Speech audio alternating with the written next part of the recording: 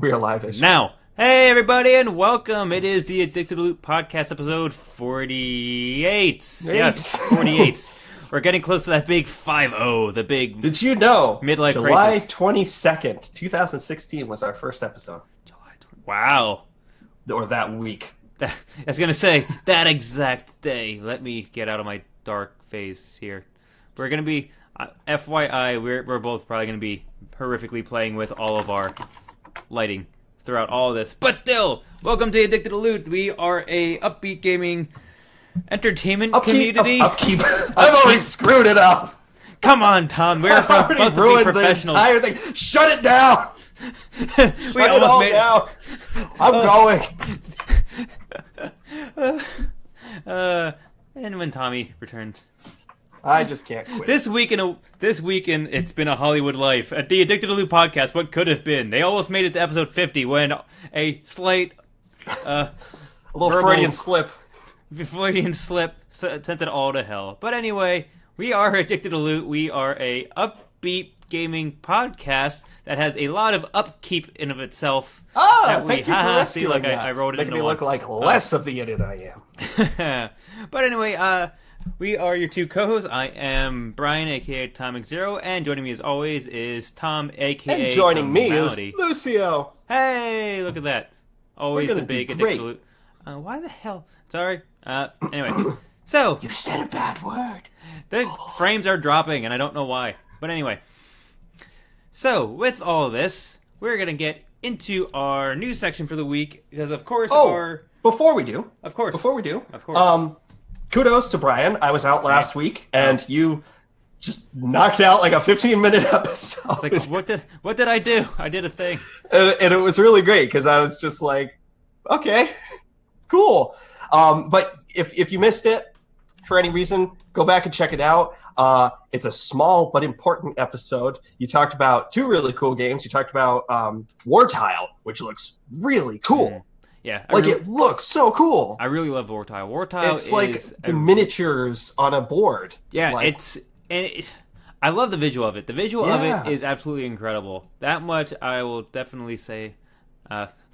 Stop multicasting. But anyway, so it's yeah, they're little miniatures on a board on a like octagonal board, and it actually does move live as I pick up figurine, move them over, drop figurine, as opposed to like you actually are setting your move order and things like that, and people So go. do they have is it like Tabletop Simulator where you pick it up and it's like, the piece can like dangle and stuff, or They're pretty much like more or less? Yeah, as you pick it up and go over a spot, it kind of like highlights and glows, and then you put it down, and then it moves over. But the thing is and the other really crazy thing about it is that it's a turn-based, real-time strategy game. But it doesn't really fall into either camp. It's kind of like right directly in the middle. It has a turn-based aspect of it because every character has a ever-ticking like initiative tracker, if you will, which kind of also makes it real time because as you move a character over, like you could literally move a piece that's right about to attack my guy, and I could pick him up and move him out of the way real quick. Just kidding. Yeah, I mean it's interesting. It's not like you go, oh crap, they pinned me. I have to take a hit. It's if you think quick enough, you can actually move people around. You can flank people real quick. That's cool. Yeah, and It's kind of like what you wish you could do in XCOM, where your guy is like standing right there, and there's an alien with a gun, and he's like, "Oh no, whatever will I do?" Aiming.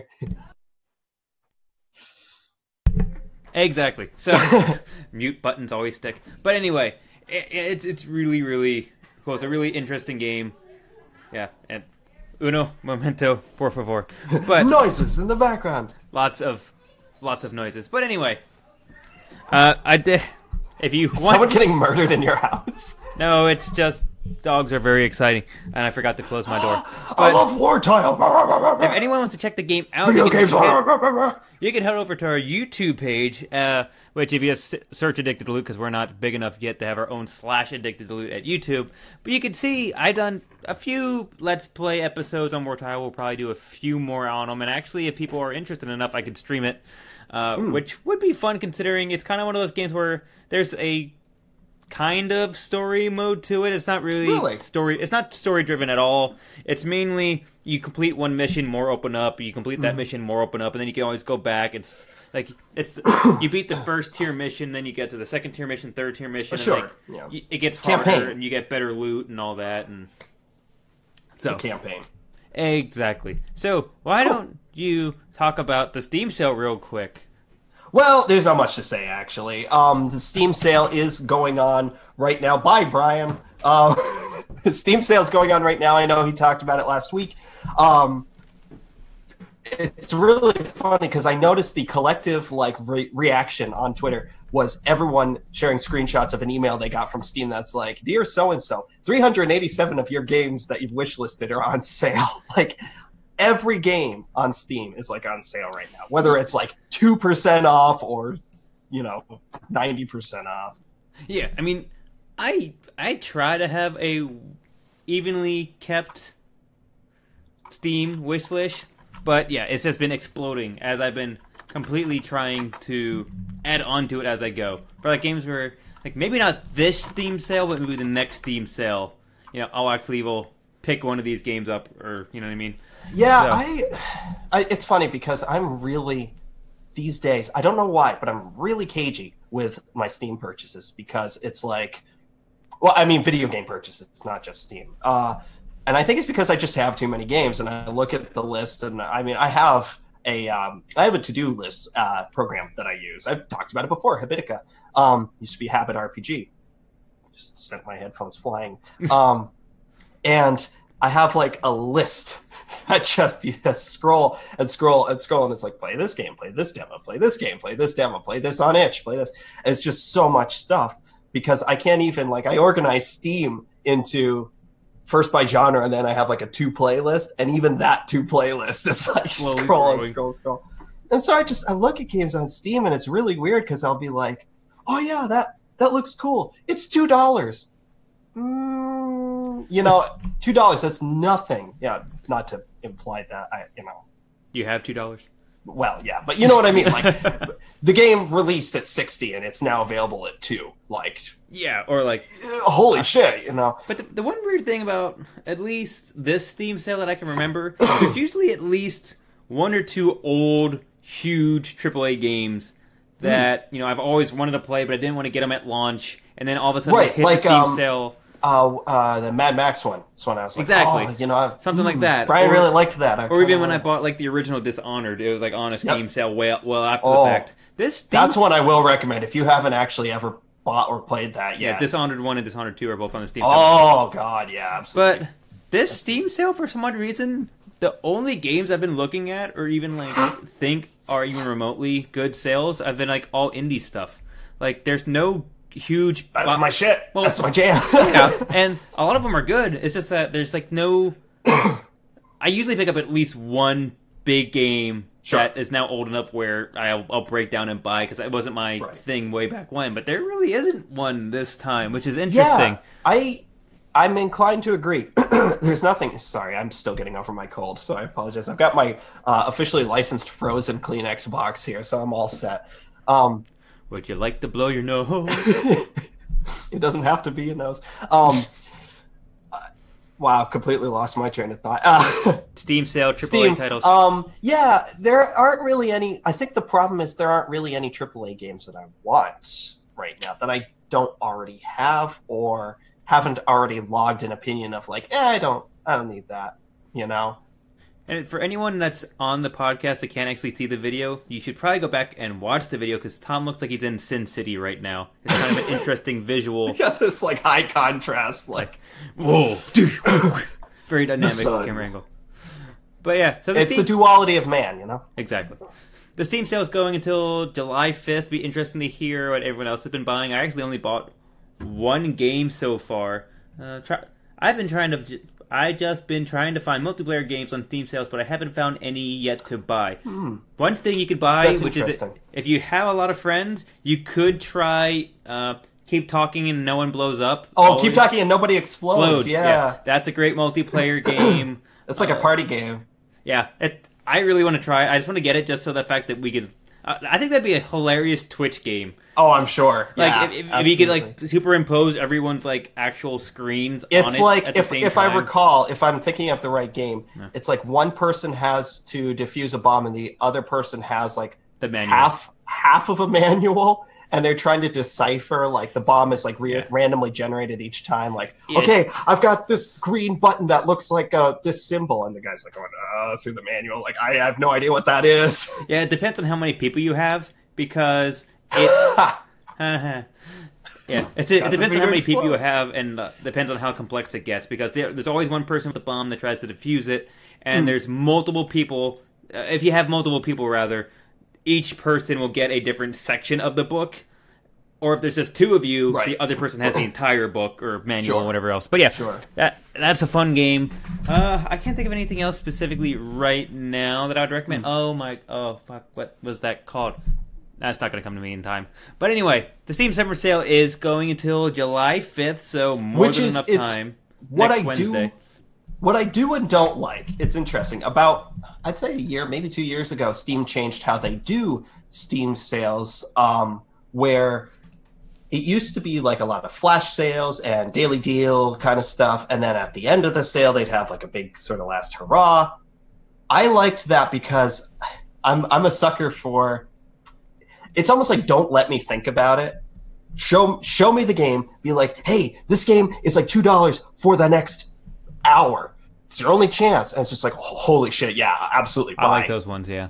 But now Steam has changed it, so it's everything that's on sale is on that same level of sale for the duration. So it's until July 5th. You know, it started a couple days ago. Last Thursday. All of the sales that you see run throughout that period of time. It started last Thursday. Yeah. And so as a result, I'll go and look and it's like, oh, that game's on sale. Cool. Huh. And then all of a sudden it's the end of the sale and I'm like, well, I didn't end up getting it. But for my wallet, that's great. Exactly. But at the same time, it almost like it's less of a...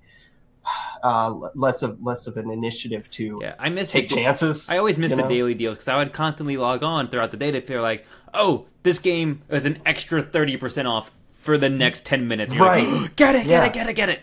And the type of gamer I think that you and I both are, it's like I like to play different things. I like to play something I maybe never would have played before. Too many games installed. My hard drive is screaming at me because it's just like...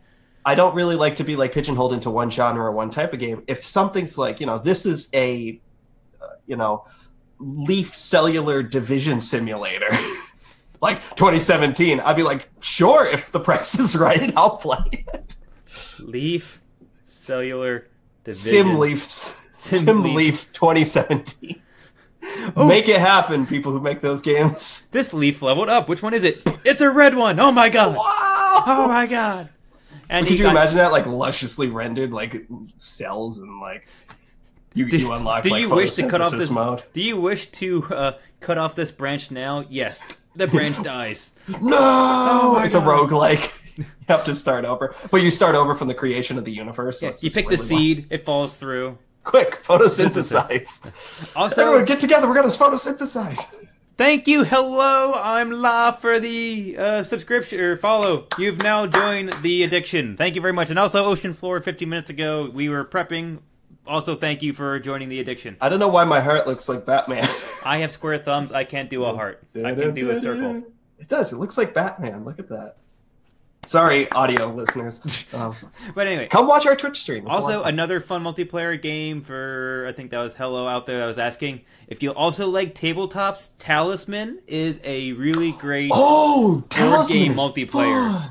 Yeah. Definitely check out Talisman. And then the other, I think they just did Talisman 2. And they also, same people, released a similar multiplayer board game set in the 40K universe. Really? Yeah, which That's looks cool. super interesting. Talisman, I played the they had like a free weekend for the digital version of Talisman. The only problem with it is it's one of those games where when you get towards the end, it's like you're just in this loop of I've won. I've already won. I'm just cleaning up at this point. Yeah, it depends. It's one of those games where if the characters stay close enough in They're build distance and skill level and yeah. like levels and loot and strength and abilities and all that, it's not too bad. But once someone starts to pull ahead and they break from the pack, or if one person dies, it's almost impossible to catch up. Yeah. Which is the one negative to it, but it's still a hilarious game because there's just so much random things that go on. Right, you're moving around a board, and it's basically one of those games where you've landed on this piece and this scenario happens. You've landed on this piece and this scenario happens. Exactly. But it's really fun. I do recommend Talisman. Alrighty, with all that done for the Steam Summer Sale. So, just to kind of finish it off, I actually haven't bought anything from the Steam sale yet, but I do want to say that Hitman has now their prologue, the new Hitman, the kind of episodic one, has their prologue available for free. I've downloaded it. I haven't played it yet. Hitman's been on my radar for the past year. It's not a game that's completely convinced me I would love it, but I feel like I would have fun with it. So I'm going to play that hopefully in the next few days. And if I like it enough, I know that it's on sale, so I might pick that up. And usually once that happens, then I'll start to go through. Once I have a game that I know I want, I'll start to go through and be like, well, throw that in there. Yeah, throw that in the cart, as it were. And also just got this nifty idea just because of... I actually had someone connect to me on Twitch for video game recommendations and talking out about different things. So this gives me a great idea that if you guys ever wanted to get a real-time live recommendation from either myself or Tomality, hit us up on Twitter. Or even if you want to, hey, I'm thinking about buying this game off of a summer sale. What do you think? Please hit us up on Twitter. We've played a lot of video games. Yeah, we will give you the Addicted to Loot runaround. It's actually funny. Someone added me on Twitter and then instantly said, you have any recommendations for 4X games? I was like, well, now that you ask. I guess if you're going to have to come to anyone. Yeah, so really cool. But yeah, please. It's like, Tom, what do you think about indie games? But then here's the flip side of that. Tom, name me one indie game. Oh, I don't know. Exactly. That's the problem. They're like, oh, I'm looking for this type of 4X game. I want to name 20. It's like, no, you got to game one. So it's just like... And the hard thing with indie is it's like subcategories. Oh, yeah. And that's the thing. It's like someone asked, genre. They want a simple 4X game that meets a certain genre. I'm like, Well, 4X games by design are very complicated, but any video games that have guns in them? But with that, all of them. Closing on the Steam Summer Sale, which will officially close on July 5th, we're going to move on to another form of money spending, which is a Kickstarter that has officially completed its actual run. I think it's still going. Let me confirm that. It's still going as of now-ish. It has 14 days to go.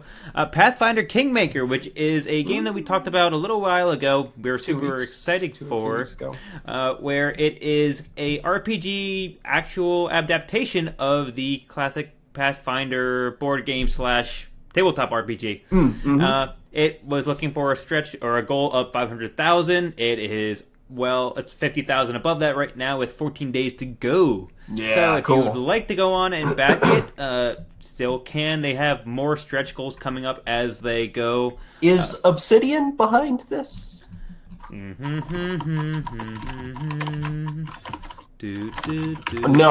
they did Owlcat Games. Yes, Obsidian did the Pathfinder adventure card game. Yeah, they're like the mobile one. Yeah. And as well as on the Kickstarter, which will be linked in the show notes, they've been constantly adding in new information and features and stuff like that as the backing gets larger and larger and larger, they've been releasing more information. Right now there's 100 plus monsters, 10 plus classes, 7 plus races. Cool. And that's all building 400 different types of feats. The thing that's good cards, is this is like Dungeons and Dragons. There's an existing universe. They're not creating it from scratch. They're just adapting it. So that kind of thing sort of makes itself, which is good. It looks like so much fun. Oh yeah, no, I'm saying that as a compliment. Like they don't have to say, okay, we're creating a fantasy universe. The map looks like this, and the villages are going to be named this and that. You know, it's like Pillars of Eternity was created from scratch. It's based on like Dungeons and Dragons kind of stuff. Baldur's Gate specifically, Forgotten Realms specifically. and this is based on Pathfinder universe stuff. So exactly, that's cool. Like I'm excited to see what they do with it. Yeah, me too. I like me a good fantasy RPG. Yeah, I was a huge fan of Pathfinder. I'm a huge fan of RPGs. I'm hoping that this one isn't like over the top as of not Divinity. Pillars? Yeah, Divinity's a little over the top. But like, you know what I mean? Like Divinity 2 or like Pillars, where it's just like there's so much that it's just too much to digest. Oh, Pillars, I'm hoping that this like rides that nice, marginal line of it gives you enough complexity to be excited for everything and want to get like sink your teeth into it, but not too much free-formed complexity that you're just like, absolutely. You can do anything you want in the universe. What's the first thing you want to do? Close the game. Yeah, I don't. Maybe I don't want to do it. Maybe I just want to do this anymore. But another fun little announcement, another free fun little announcement. There is an open beta starting tomorrow. It is the Lawbreakers open beta. Ooh, which one of us may or may not have already signed up for. That's me. I did. Yeah, Lawbreakers is Cliff Bleszinski's new FPS. Well, his studio, Boss Key Productions, new FPS, multiplayer FPS. That's all it is. It's not no single player component. It's just a multiplayer shooter. Looks cool. Looks really kinetic. Like very, very jumpy, super fast paced. It's like jetpacky kind of like. It's like if Titanfall 2 never had a Titan. Yeah, it's funny because there was an ad actually that popped up on Twitter for it that I, how they kind of like automatically start playing. So I just saw it as a result, and it was like Cliff Bleszinski describes it as The Matrix meets Crouching Tiger, Hidden Dragon meets such and such. I was like, okay, yes, they jump and they shoot each other. I don't know how that's like The Matrix. Yeah, I was gonna say, like, can you freeze time? People in this game have sunglasses like The Matrix. Like, oh yes. That's a good reference point for sunglasses. It also has a very... That's the first thing I think of. Also has a lot of features from The Godfather because they wear shoes. Right, yes, like the famous Godfather trilogy. So anyway, but it does look cool. I've signed up for the beta. It's going to be an open beta. It starts, I think, tomorrow. And you do have to go through their website, sign up, you get a code, but I believe it's open to everyone. It's not like a sweepstake kind of thing. The fact that Speaking of sweepstakes, somebody may have won a sweepstake to win. I won a copy of Everspace this morning. You bastard! So we're just going to gloss over that. I just found this out like an hour ago. It's like, oh, cool. One of the shiniest games to come out recently. More about that next week. Yes, Lawbreakers. The fact that it's multiplayer only is making me a little like, well, yeah, I'll try it. You said it before we started recording. You said a beta is a beta. It's like, yeah, I'll play it because it's free. It's free. What can it hurt? It's like we were saying earlier. We like a lot of games. We play a lot of different games. So this is a great chance to check it out and see what it's like. Yeah. Honestly, my competitive first-person shooter itch is happily scratched by Overwatch still today. So. But I'll play it anyway. I want to see it. I remember watching, I think it was an IGN video on Lawbreakers. Mm-hmm. It was just like a quick like IGN versus IGN little like setup, or maybe IGN versus the developers or something like that. It looked like it was well done. Like, I mean, it looked like it was well polished. It looked like it was. It looks like it's fun to play. Like it's fun to control the character. Exactly. I mean, there's like you said, there's a lot of freeform movement, a lot of like extremely high energy movement, like almost like Quake type of jumping and like zip lining and stuff like that. But I also didn't see anything that made me go wow or like whoa or that's new or like right, nothing revolutionary. It just seemed like they took a bunch of different features and like the features get put into like the different types of characters. Like there's a super quick rogue type grappling hook guy, and then there's a big dude with a rocket launcher, and it's just like it's a different looking thing that's been done before. Right. If it's done really well, it can just be the current version of that. Exactly. I just don't foresee it flying off the shelves or doing anything different. Sure. So, but they are. I keep saying he like he's the only developer. They are selling it for $29.99, so that's good. They're not trying to pitch it as a $60 game, which is nice. That's a really good thing. that will definitely help them. Mm-hmm. So if you are interested in this, or even just want to tag along, go join the open beta. Yeah. Now, an interesting little thing is because we return. Of course, it wouldn't be an episode without some kind of BioWare news or event to be talking about. There is an interesting little article that came out about Anthem, which is the new IP from BioWare, which is what that they debuted at E3, claiming it's going to be this big, revolutionary, open world, Iron Man suity kind of game. Yeah, groans aplenty. But there's a little article that came out that's really wanted to hammer home the point that this is science fantasy and not science fiction. That statement really stood out to me because I'm kind of like, I don't know, I'm trying to wrap my head around this statement because to me, science fiction could be anything that, ultimately, doesn't make sense, but in a very highly tactical way. It doesn't need to be in the future. It could be a completely alternate universe. It could even be, you know what I mean? So it's kind of a interesting mashup of things. Science fiction is a really weird term because it's does it so mean more broad. science or does it mean more fiction? Yeah, I feel like there's different ends of the spectrum with it. There's ways there you could be completely science with the fiction being, the guy's hair was actually black instead of brown. Right. That instantly makes it fiction. It's like historical fiction. Is it we're just retelling something that happened in real life, but with our own dialogue? Or is it, what if Abraham Lincoln was a vampire slayer? Of course. That's historical fiction, technically. Yeah, I always feel like science fiction to me, at least at first blush, is always some form of in the future, whether our universe or another universe, or even current time zone with a bunch of other technology thrown into it, kind of thing. Now, and I guess my take of science fantasy, I'm not even sure, because science fantasy, I don't know. I feel like the main difference would be, instead of going around a planet, you're going around a fairy world. You know what I mean? That's the only difference I can make. Are they saying fantasy in the terms of the genre, or fantasy as in a modifier to the word science? Because it's I think science, I describe Destiny as fantasy sci-fi, a mashup.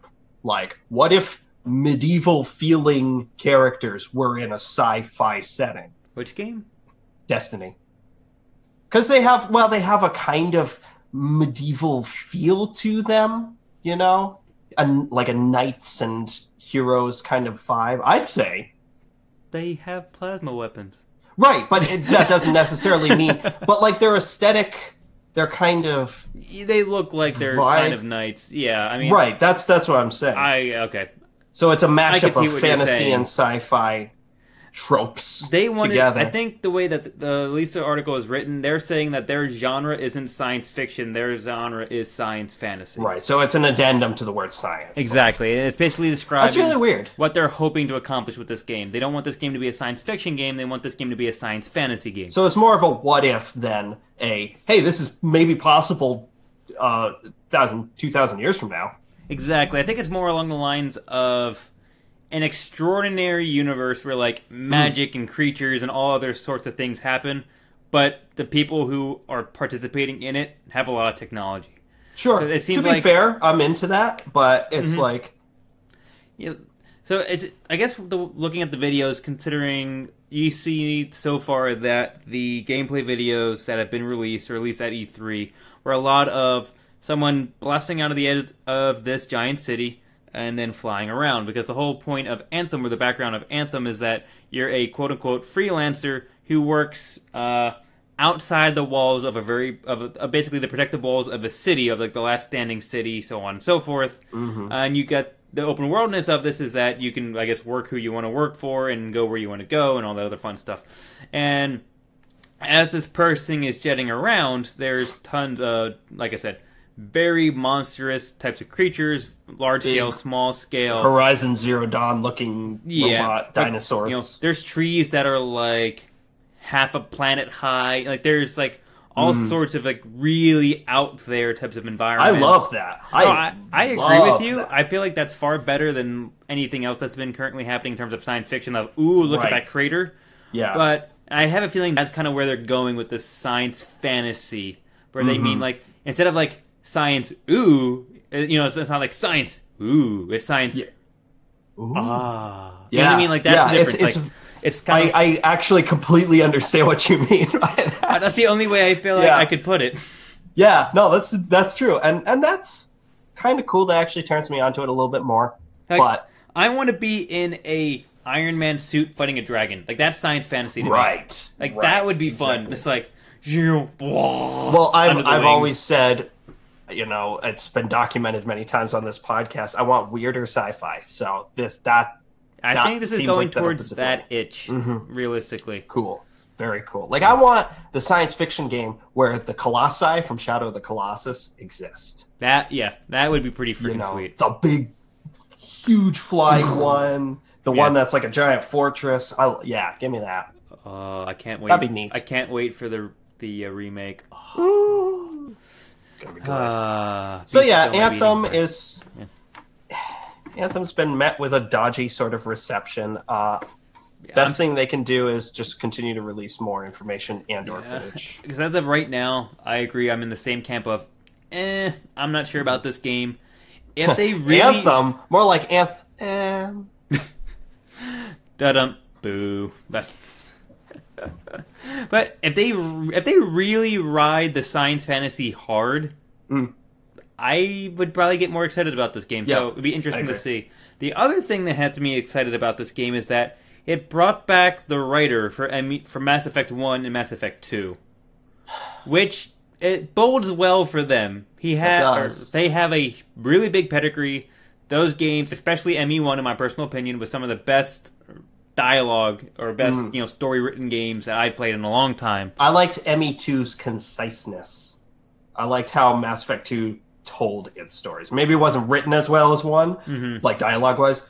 It was written very well, but by comparison. Yeah, I think Mass Effect 1 was written extremely well for the overarching story of the game. Yeah, Mass Effect stuff with 2 Saren and all that. Mass Effect 2 was really well written in the inter-dialogue of all the characters. Yeah, the personality shone like a friggin' diamond in Mass Effect 2. The different personalities. Exactly. And again, I really love, and I've grown to love more and more. I'll be talking later about Mass Effect Andromeda. I'll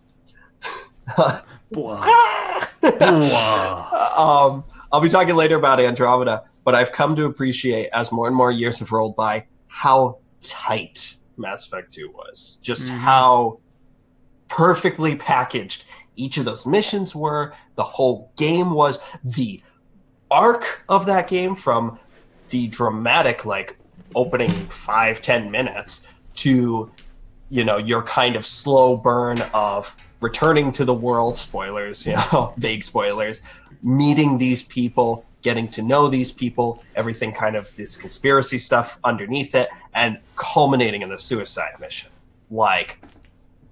It all builds up to that. Yeah. It's so great. But I'm curious to see what they do with this in Anthem, because right now we really don't know anything about it besides there's one dude, the guy you play, and he flies around outside the city. Or she. It could be any customized character you want. I'm just curious to see which way they take it, if it's going to be a story-driven game or is it actually going to be a interpersonal game? Is there going to be... Because right now, it doesn't even look like there's going to be a lot of... it doesn't even look like you have a team yet, so it's going to be interesting to see how they take it. Yeah. It's hard to speculate. There's nothing that they've really revealed. Exactly. So, interesting. But would love to hear what everyone else thinks about this, especially all our other BioWare fans out there. Any other BioWare/video game fans out there? Are you interested by Anthem? Are you intrigued by Anthem? Are you put off by Anthem?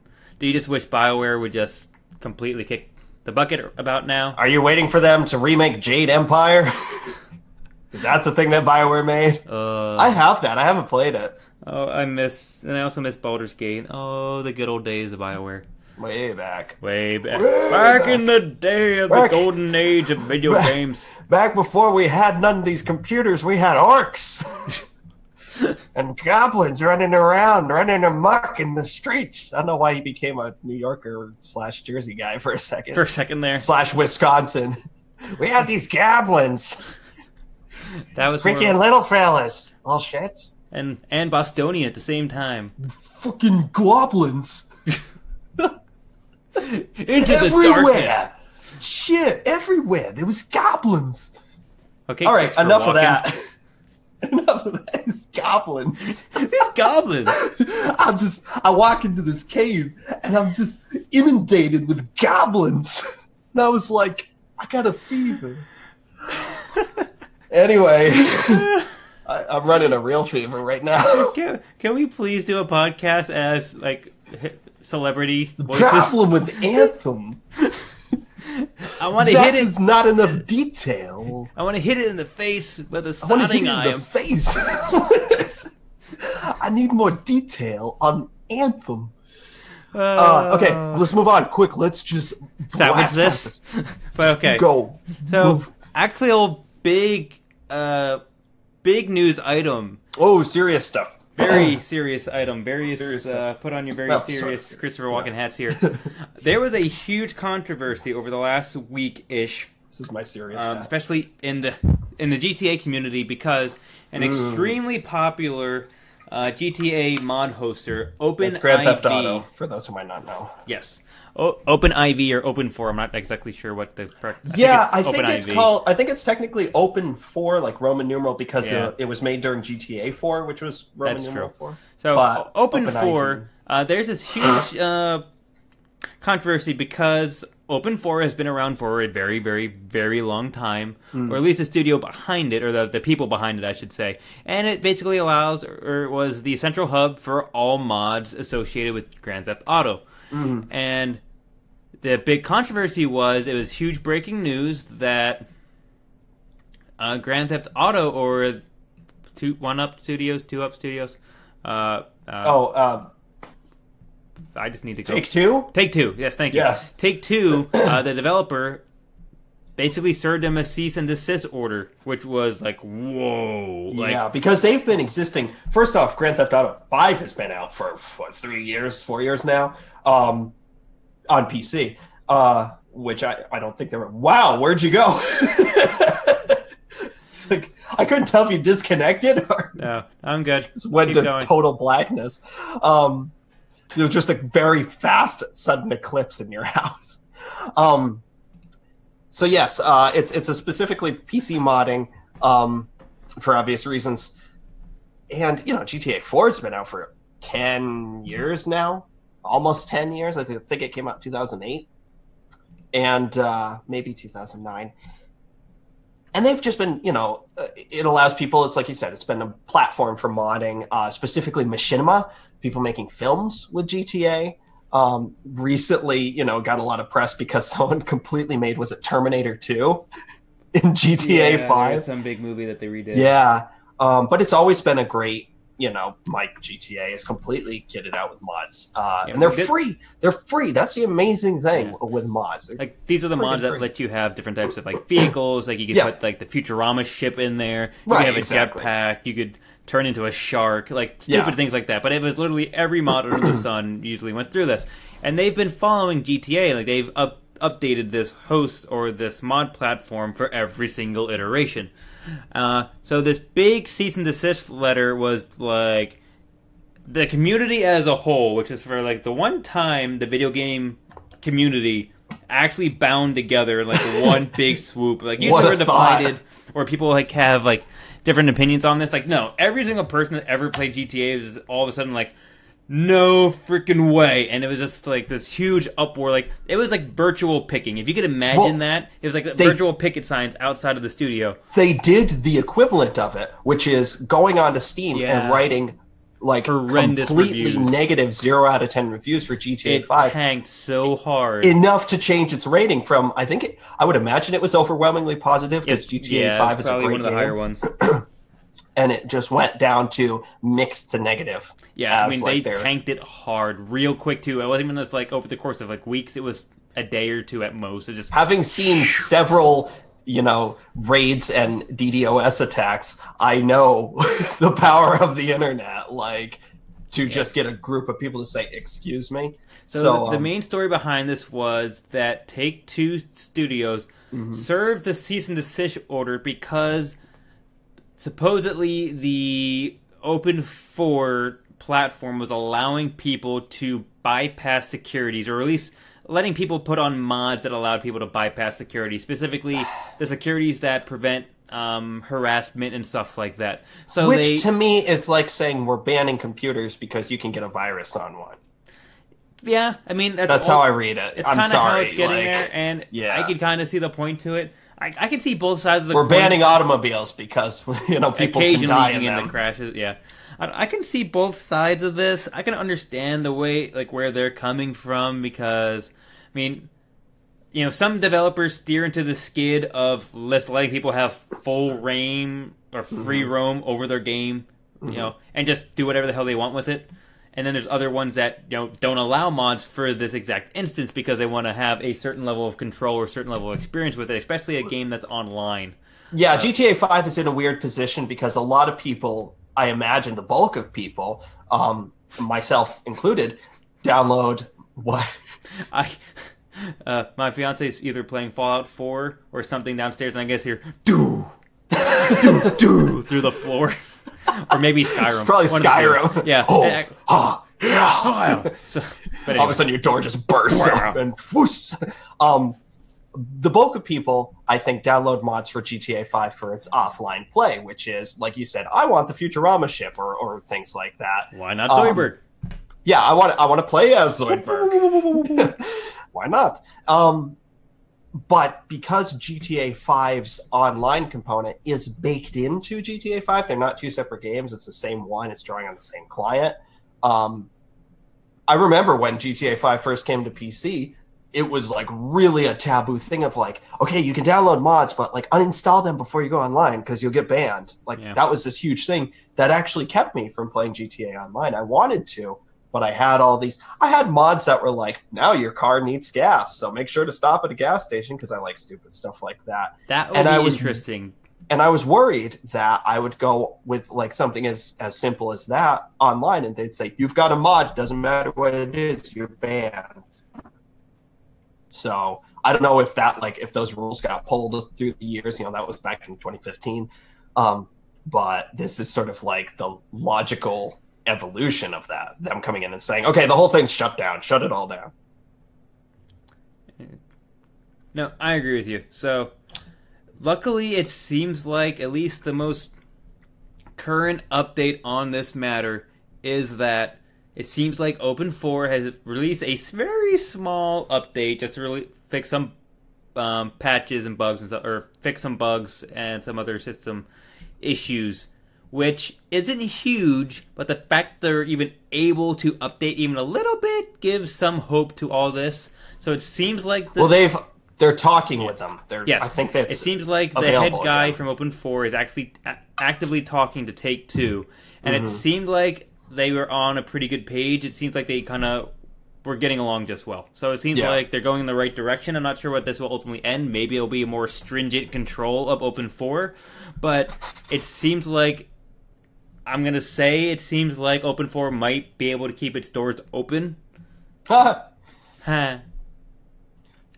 think the thing is, like, they probably didn't have a problem with it before because it was with GTA 4, which was offline. So it's like, yeah, do whatever you want. I don't care. But because this is a game that is... The best thing they could have done is had GTA 5 and GTA Online. Two separate games, two separate clients. Then this problem wouldn't happen. But, can't do that now. I mean, obviously it'd be a little bit hard to retcom, so... Right. But I hope... I kind of wanted to use this to segue into a couple other things that have been happening recently.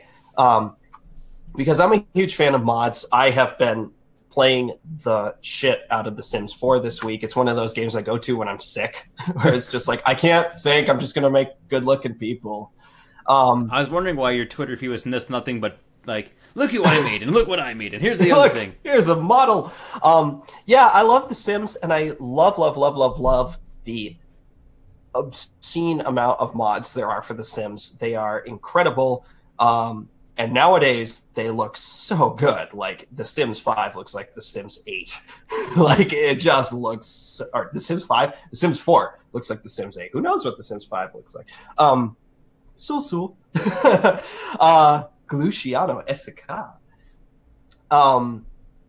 Sorry, I was just thinking of The Sims. And that is just like, I have probably close to 500 mods. I have nowhere near as much as my friend Ocean Floor in chat, who has about as many mods as she has hours in it. If she can tell me exactly how many, I'd love to share that number publicly. It's like almost 2,000. Weak. But like, if they came in and they said, oh no mods for The Sims, I'd still play The Sims. But a huge part of that game for me is the fact that people are just constantly like making new skins, making new eyebrows, and just that kind of stuff is so cool. It's this endless. It's the best friggin' character design. Nearly 2,000. Wow. Best friggin' character design, character modeling, like posing software I've ever used. Like, as someone who's not fluent in 3D animation and design, it's incredible. It's so easy these days to just find a bunch of cool looking mods, install them, and make your character. And I'm really glad that The Sims continues to do that. Completely veering off of that, but in a similar vein, with this stuff, with Open4 and GTA 5 and them saying, oh, you know what, never mind, we've got some really bad backlash going on here, let's work this out. Instead of just, they could have easily just said, oh, we're going to shut it down, forget it. No conversation. Conversation ended. But the fact that they did see, probably, I would imagine, the Steam reviews going, going through the floor. It might be in their best interest that we both get along here. We may be Rockstar and we may be Grand Theft Auto, but we've got to figure this shit out. Yeah.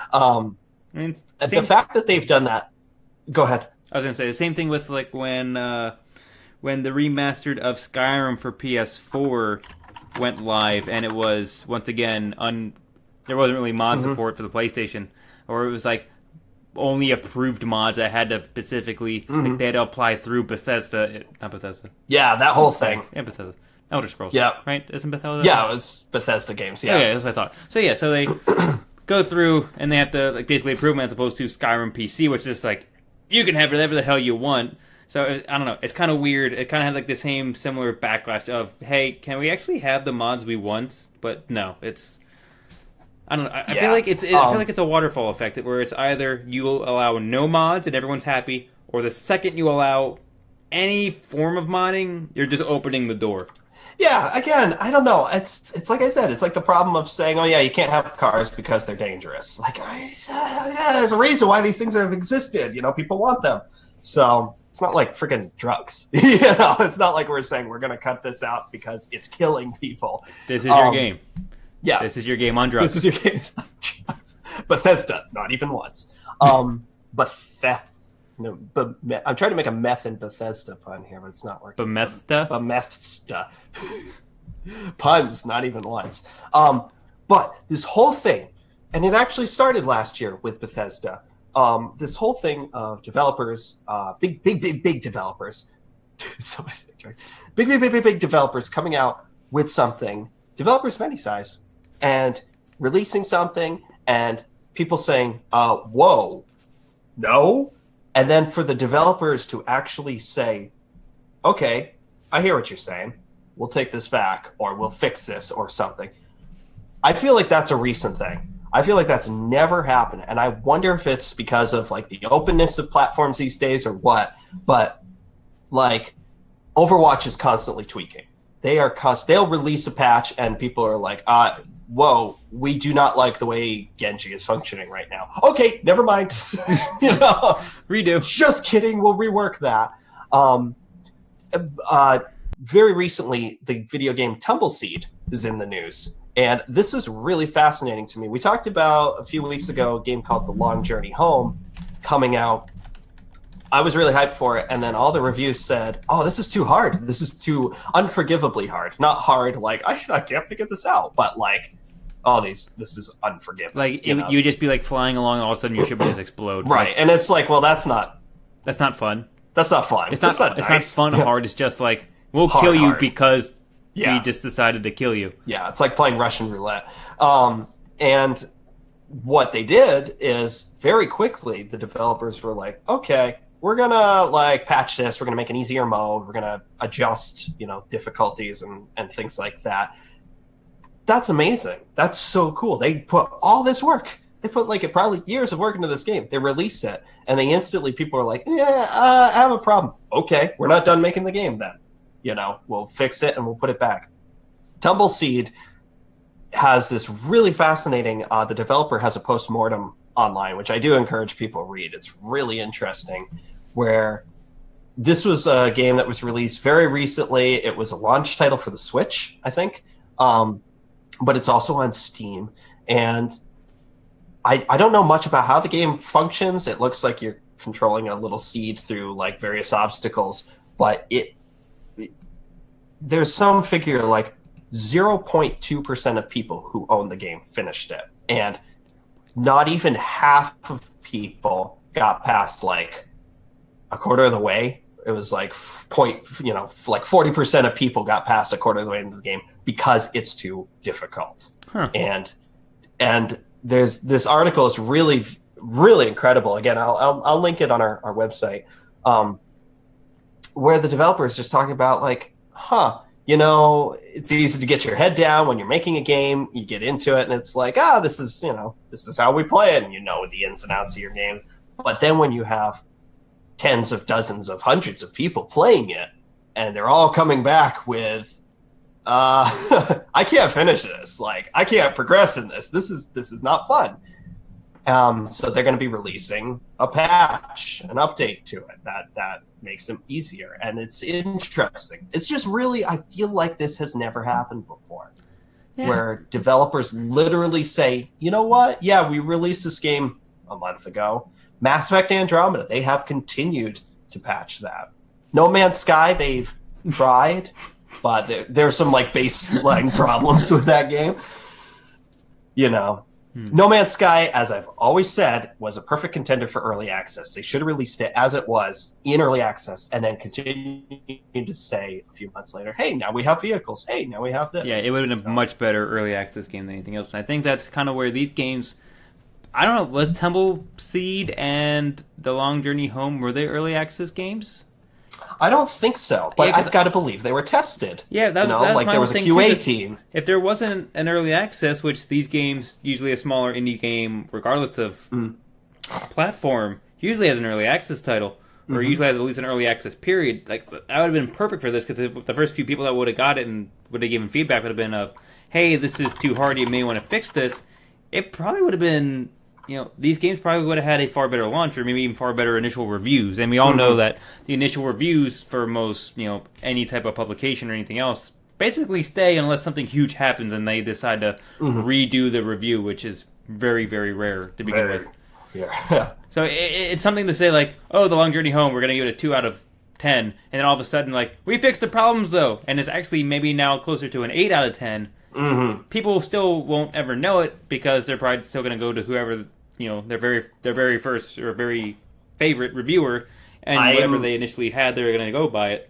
I'm as guilty as probably most people of looking at the Steam review of a game, and if it's I always do. If it says mixed, or even if it just says positive, I'm gonna there's like overwhelmingly positive, mostly positive, and then positive. And to me, positive means like, that's like a 70. It's like, anything that has mixed to it, I'm instantly like, nope. Yeah. This game looks awesome, mixed. Nope. It instantly colors it. And I will go down and read the comments and be like, why is it mixed? And usually people are like, this is mixed because sure, it looks good, and maybe this is good and that's good, but there's a game-breaking bug that deletes your save file every 5 minutes. Like, okay, no. Stuff like that. So... comments are important. Commentary is important. That's sort of why we do what we do here. Bam. Actually, that's why we're here. because I don't really like number reviews because it's hard to be like, this game's a 9. Well, it's a 9 for me, and it's a 9 because I had this experience with it. But maybe under completely different parameters, it was a 4 or a 2, whatever.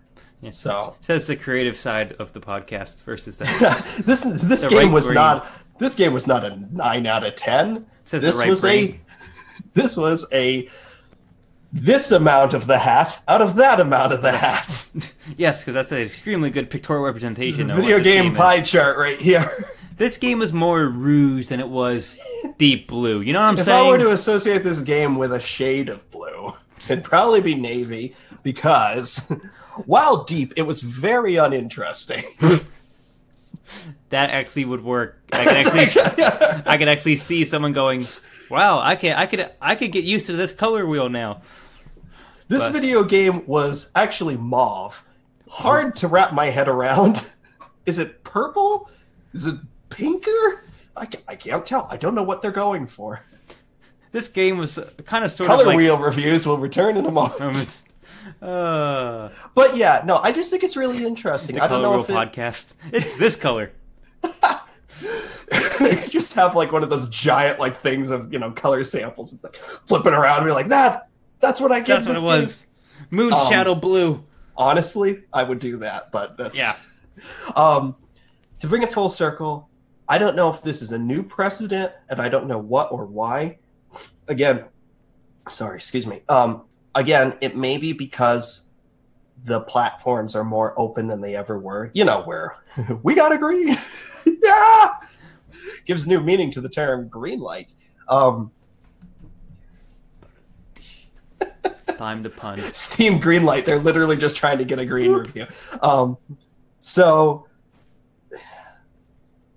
now I'm trying to think of what color Breath of the Wild would be.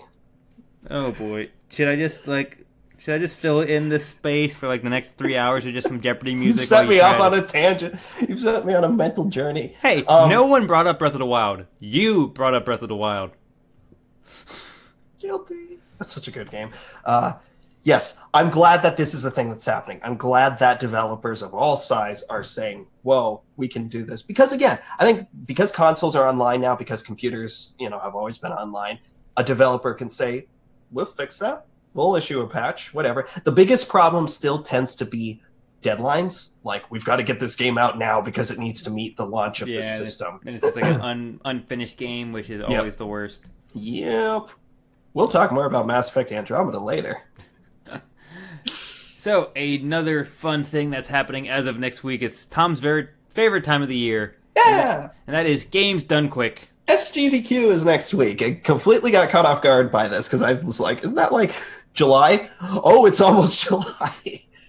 Yeah. Surprise. Games Done Quick is a wonderful charity marathon of speedrunning. So people play games with various parameters at incredible speeds. Sometimes it'll be like, you have to play the game properly, or yes, you can use glitches, or, you know, anything goes, or, oh, you have certain rules. But people will play video games and they break them. And it's really cool because you get people like the developers of the games will sometimes come in and comment. The people, the community itself is just really great. There's always a Twitch chat that's running that's ridiculous. It's one of my favorite weeks because I just put it on. It's 24 hours for like 5-6 days. And I'll just put it on and it stays on my TV in my room for that entire week. It's such a good ambience. 7 days. 7 days. Wow. And they do some really creative things. Like, I'm really happy. The very first one that they have is a run of Nier Automata by Half Coordinated. And he's so cool. I follow him on Twitter. I remember seeing him maybe 2 GDQs ago.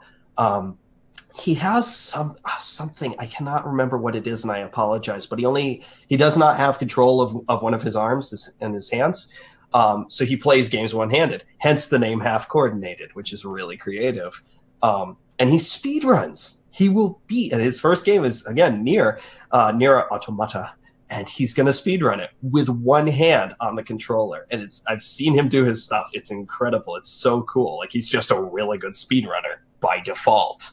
And they'll do stuff like that. You know, you'll have, it's actually been my introduction to a lot of games. I had never seen the new Wolfenstein Mhm. until AGDQ this winter, and so I watched the entire game in like a fraction of the time.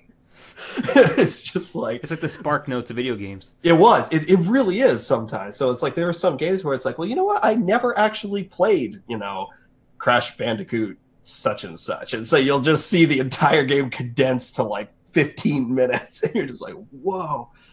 It's impressive. It's fun. It's lighthearted. It's cool. It's interesting. There's all sorts of different types of games. There's Oh old my games, there's new God. games, there's Yeah. classic games, there's all different genres of games. Halo, Castlevania, Okami. Half-Life, I am Dishonored, so thrilled to see Doom, how they do Okami. Silent Hill, Yeah. Okami, Shuriken, Ninja Lion Gaiden. King, Oh my God, Spyro. I miss Ninja Gaiden. Ape Marvel Escape, Madness. Super Monkey Ball, Sonic. Oh, they have a whole Super Sonic. Meat Boy, Kirby, Mega Man, Ghosts and Demons. I mean, it just goes on and on and on. Tony and on. Hawk's Pro Skater 2 and 4.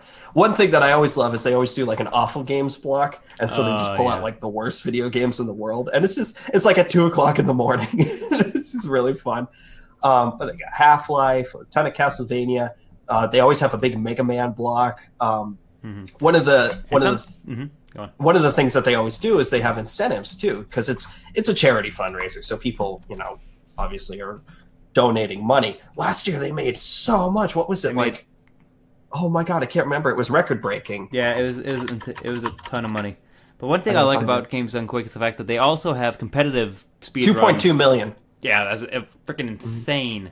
And so they'll have these, millions. and they'll have these initiatives. So it's like they'll have the big one that they always do is kill or save the animals. And it's the end of Metroid, where you have a decision to either leave the animals to die, which saves frames, which makes frames like frames per second frames, which makes the game faster, or save the animals, which is morally correct, but will add a few extra frames to the game's length.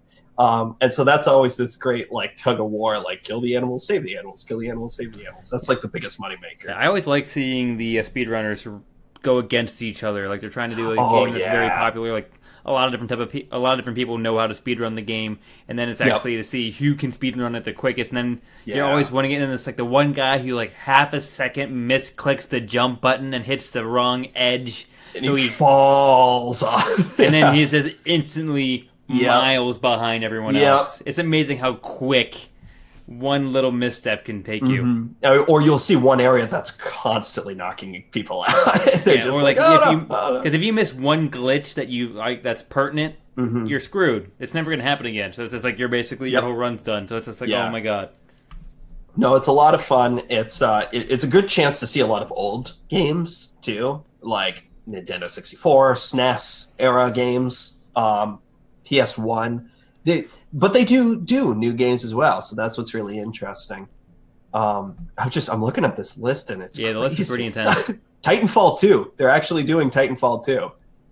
I would love it if Titanfall Dark Souls 3. I would love it if Titanfall 2 is zero glitches because I'd love to see someone like perfectly chain a pilot throughout every level. Like that's how you speedrun it, is by perfectly doing all momentum all the time. Well, the time for it is an estimated hour and 42, and I think that game's campaign took like 7. 6 or 7, yeah. 6, yeah, maybe 6 hours to like just power right through. So this Can is you kind of imagine just like speedrunning the Titan levels? Like, oh my god, look at me go!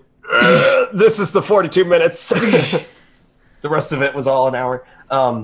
But yeah, Titanfall's a great game for it because Yep. it's a speed-based game anyway. But speedrunning's cool. It's a lot of fun. I could never speedrun myself. Yeah, I don't even know how to get into it. I'd love it It's if a they lot did of like glitch-based stuff. yeah, but like how do you even like oh there's a glitch here. Oh, I can combine this with another. Well, glitch. there's a Like, community. There's I Yeah. think it's speedrunners.net or something like that, where people are just like, hey, I found how to, if you dodge roll instead of walk, it's faster. Okay, so now everyone dodge rolls. And then it's just their job is to break just games. find Yeah. new ways to break the game, but it's still like it's Like, yeah, I think that's what Half Coordinated does, like, for a living. he just like practically. scientifically figures out Yeah. how to make things a little bit quicker. Like and like the whole like oh my god the game where you free run and free walk parkouring. Mirror's Parkour, Edge. yeah. Like When Yes. like, Mirror's Edge, like the That's fact on that there. like if you at the very end of a race, if you trip and fall backwards, you actually like save a split second Yeah. off of your time, like stupid Yeah. things like that. And that's the kind of stuff that they do. So it's really cool. That's starting next week and runs all week. Yep, 24/7. Just leave it on your Twitch. Have It's great. fun. Yeah, leave it on your Twitch except when we're on and when Rollout is on. Exactly. And with that, we're going to close out our news sections for this week, and we'll go into our playlist for this week, where we talk about games that we've been playing this week, or an old favorite. Things we've been doing this All week. things that we've been doing this week. So I get to go first, and I'm going to talk about a game, the only game I actually bought off of the summer sale this year, thus far. I shouldn't say completely, but thus far. So we got a couple days. Exactly. So I actually picked up a game, and this is interesting, as a big shout out to the community, because I actually bought this game because of Let's Plays. A lot of my games now, I usually don't buy until I've seen some kind of video on, unless it's like a big AAA title that has Sure. more than enough hype on it, where I've seen a bunch of videos. But there's tons of games where I'm just like, I've never heard of this before, but I like the guy who films it, so what the hell, I'll watch it. Then I end up loving it, and then I go out The and buying it. whole reason I got into Far Cry was the comedic YouTuber Rubbas. Yep. He did a hilarious video on Far Cry 3, and I was like, this is really funny, but that game looks fun. Like, I want that. So I actually got a game. It's called Motorsport Manager. Now, I'm usually not into like Soccer Manager or Football Manager, like those types of games, like simulation games for like sporting stuff, like Farming Simulator and things like that. Where it's more on the side of you're the owner of the team. Yeah, you rather all you than do is manage. You you're a don't player. visit like Yeah. you know. Like, some people are like, I want to be the race car driver, but this is purely just I decided what color that car is. Like that's like your entire input. Like, but this game is a little bit more than that. You're doing far more than just like managing the books, signing different people, and things like Sure. that. You actually do function as race manager as well. So you tell them when to pit, you tell them how to change things up. You tell Oh, that's them, cool. You tell them like when to speed up, when to slow down if you really want to. Like, oh hey, no, we need you to last longer, so ease up on the tires, or like Yeah. use less. It's gas. like being the passenger in the rally car with the clipboard. Exactly. So And, it's a little bit more than like Football Manager, where I guess, or maybe it's the same thing, where you're doing all the big business decisions. Like you decide who to fire, where to sign them. You decide what sponsors they have. You decide how to design your car, how to design your HQ. There's actually surprisingly a lot amount, or like a very vast depthness to this game. I like that kind of stuff when it's in a regular racing game, like Gran Turismo comes to mind, where you are picking sponsors. Dirt does this too. You're picking sponsors. You're picking, certain. It's almost like you're making a build. But you also like it in the fact that you're doing all that and driving. Right. Yeah, this is purely just you watch your guys go around the track. And It's interesting. Yeah. But like I said, I'm usually not a big fan of these types of games, but it's surprisingly fun. And like I said, very, very deep. Like it has, like there's tons of different types of races. There's tons of different types of like series. There's different types of cars, all different types of branding, and like there's mods out there now. But thank you mods. Like they swapped out all the sponsors for actual real sponsors. So like you can actually get. Oh, like, they weren't real sponsors? Yeah, they were just like Bloobity Blues mufflers and like Uncle Jiminy Bo's like bubble gum. Castrol. Yeah, exactly. So like it's just like random little things. Like, STV. someone modded like over Toyota. someone modded like over a couple hundred real time sponsors and things like that, and made like real life different types of like paint jobs That's cool. and stuff like that. So Yeah. like things like that are really cool because as you get more famous, as your crew levels up, or like you get to the higher standards, like you go from like the lowest tier races to the highest tier races, you might actually go from having exactly Wheaties. Wheaties. McNaldo's. Have it away. Look at those cars. Whoa. But like, Jazz Cola. but you could go Why is this called Jazz? It's called Coke. like you could go from Steve's Wonder Bread to actual like Red Bull Actual or Wonder something. Bread. You know what I mean? Like you could actually Yeah. see the progression of yourself through sponsors and how much money you make and all that other stuff. The quality of drivers you have, and then like there's a really cool talent management system in this where everyone has an active skill level and a potential skill level. Like this guy is currently at 2.5 stars, but he could progress up to 4 full stars if you decide to manage him, or like if you decide to grow him that way. Or you could just go straight out and buy an older guy who just has 3 stars. And you're like, okay, so do I want to like Yeah. get the good guy now, or do I want to Sure. play? Do I want to play like the long game? Like that's really cool. Yeah, And I then, was like, that mechanic is in other games, and Yeah. I like that. It's like, is this my darling? Do I nurture them, or do I just like basically play the American way and buy the best? yeah, or do I basically just say like I'm a businessman, I don't have loyalty, screw you guys, you're no longer Yeah. my driver. So it almost leaves you open for role playing, which is cool. Which is interesting because they also do interviews every so often. You have interviews where it's like, oh hey, we saw that your engine broke down during the last race. What do you think of your mechanic? And there's options like, he's a freaking idiot, That asshole. asshole. Doesn't should be work for me fired anymore. Instantly. Or it's like, oh well, I was pushing the engine too hard, so therefore I don't want to take it too hard on him. Or like maybe it's like, it was a fluke. So like you actually can role play a little bit of that. You can actually role play the fact of, oh, I can really piss off my boss, but I'll keep my drivers happy, or vice versa. Oh, this other driver did really well this race. What do you think of him? And then you can say like, oh, I think he's a really amazing driver, so that you butter him up if you want to sign him. So like you actually get a Sure. buff to sign him, kind of thing. Wow, I wish I had that guy working for me. Yeah, so there's kind of those things I really like. There was actually a Formula One game where you actually play a driver where you basically are living the driver's life. Like like you're doing like a career, but as a driver. And they did the same thing. They did like an interview system as well, but it was far more like you actually saw your driver come out, you saw your driver sit down, you saw your driver give the response, you saw the reactions Cool. to different things. Yeah. A little bit more involved. This is purely just text based, like chink, pick an answer, Sure. click, chink, here's the result, chink, you know. But there's Now, like, this is, if I'm remembering this game correctly, it looks almost like a social feed, right? there's kind of like- times where there are like after It you looks almost like you're looking at a Facebook knockoff or something like that. at times like there's Twitter knockoffs, maybe not Facebook, but there's Twitter knockoffs where Maybe that's what I'm thinking like of. after you qualify or after you finish a race, it'll be like, this is what the world is thinking of the race or Whoops. you or whatever else. Yeah. Which is kind of fun. I don't really think it adds much to anything. It purely just says like if you finish higher, the comments are nicer. Like that's about all it is. I guess it adds. I'm looking at extra things. screenshots. This is not the game I'm thinking of, but this looks really cool, actually. It's like, yeah, it's really It's visually fun. good. Yeah, I like it a lot. I didn't think I would like it that much, but it is surprisingly fun and surprisingly technical. So my main thing is it's really fun now. I think there's going to be points where it has highs and lows where like you're working through the current series you're in. Like right now I'm in the European Racing Series, which is the lowest tier.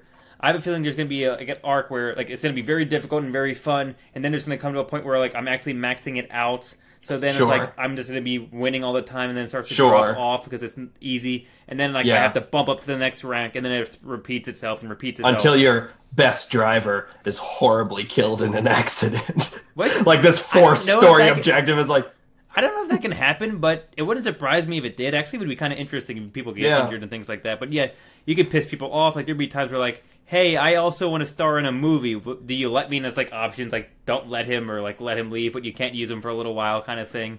let him start the movie. He discovers he's an actor instead of a driver. Goes on his own emotional journey. Comes back like 3 in-game months later, all I've penniless seen and some things. bearded, and like, oh, I didn't know it was porn. I thought it was going to be Hollywood. I want to why take did it back have the to be mantle mufflers? of racing. I told him I had experience with big tubes. I didn't know. I didn't know. These giant pipes. I didn't know. But yeah, So it's that's a really cool, cool though. game, and it's It on, actually looks like something I would have fun with. Yeah, I would actually recommend it to quite a few people. It is part of the summer sale. I think with the summer sale, it's right around or right under $10. I think it's more than well worth it. Really, really good game. And that's the other thing. I'm not like a big NASCAR person, nor am I a big Formula One person. But this is a fun game, like that. Like So period. it's that type of racing. It's It's Formula One. This is Okay. This is basically IndyCar as of right Sure. now. It has images of other types of cars, so I'm hoping Yep. that maybe like you could either expand your racing team, like maybe you have Indy cars and rally cars, or like I'm just curious if you can do all levels at all times and like increase your management field. Like I have Sure. 3 different tiers of Indy cars. I got a rally car and a NASCAR, and I'm managing all of them at the same time, which would be super cool. I actually don't know if it has that level of detail yet, but Right.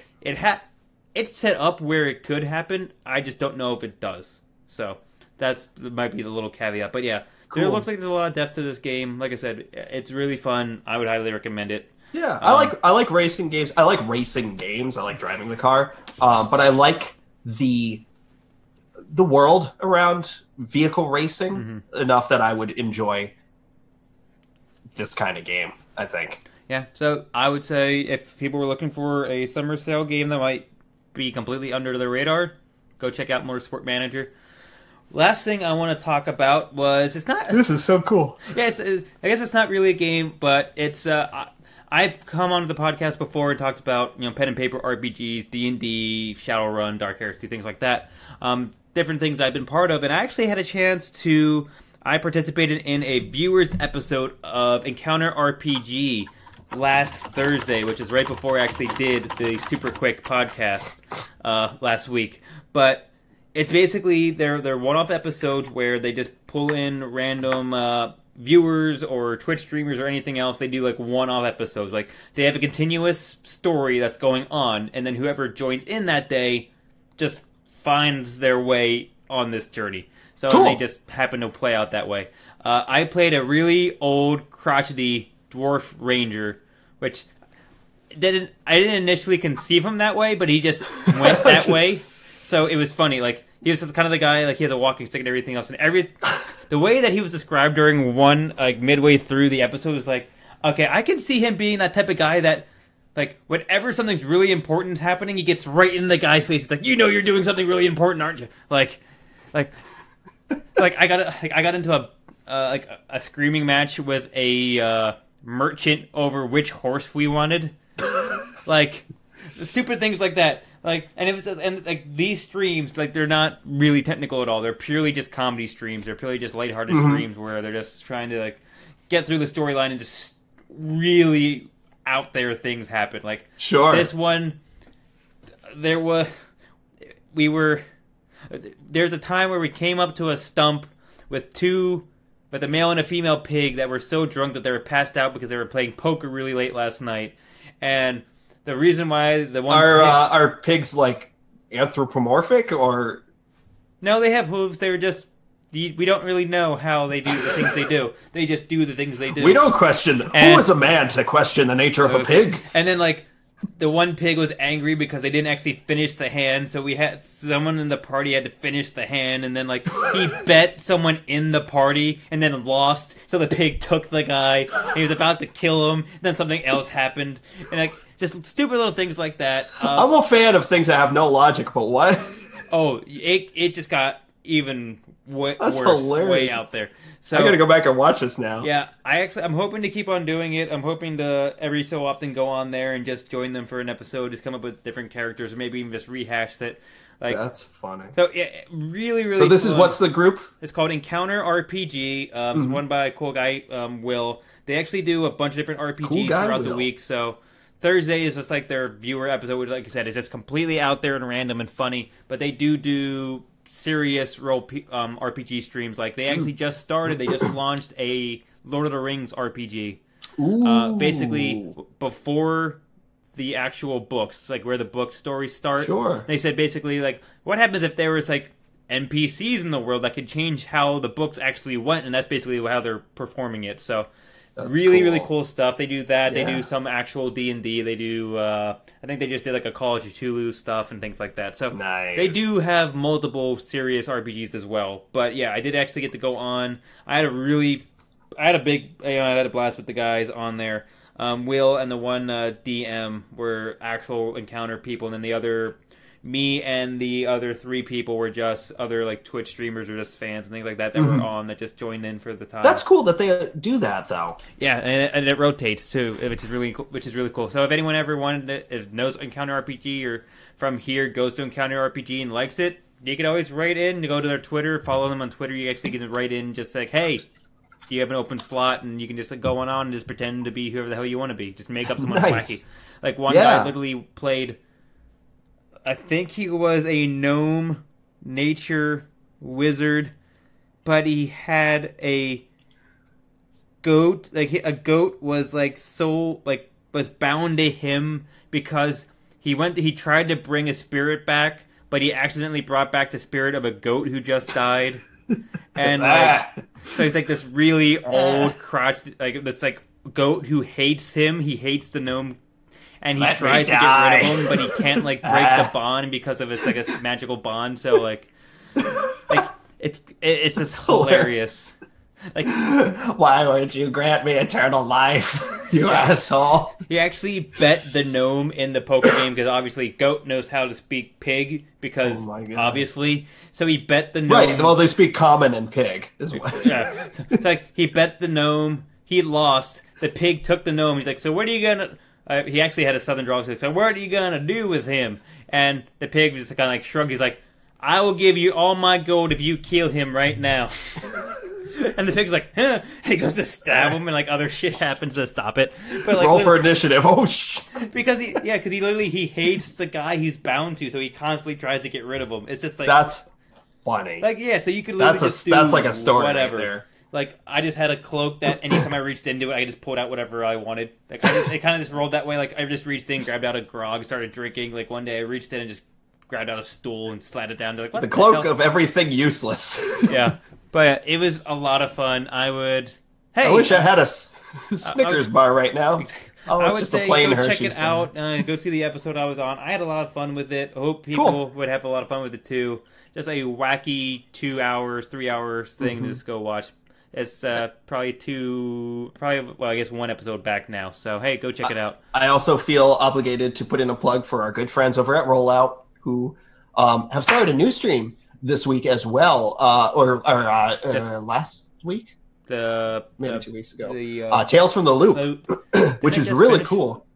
Did it? I thought they only did like 3 or 4 episodes on it. Oh, well, I caught the first episode. I haven't been able to catch other ones, but I know that they're doing it as a one-off, whether it's just finished or not. Yeah, but they did this launch a brand new one called Tales of the Loop.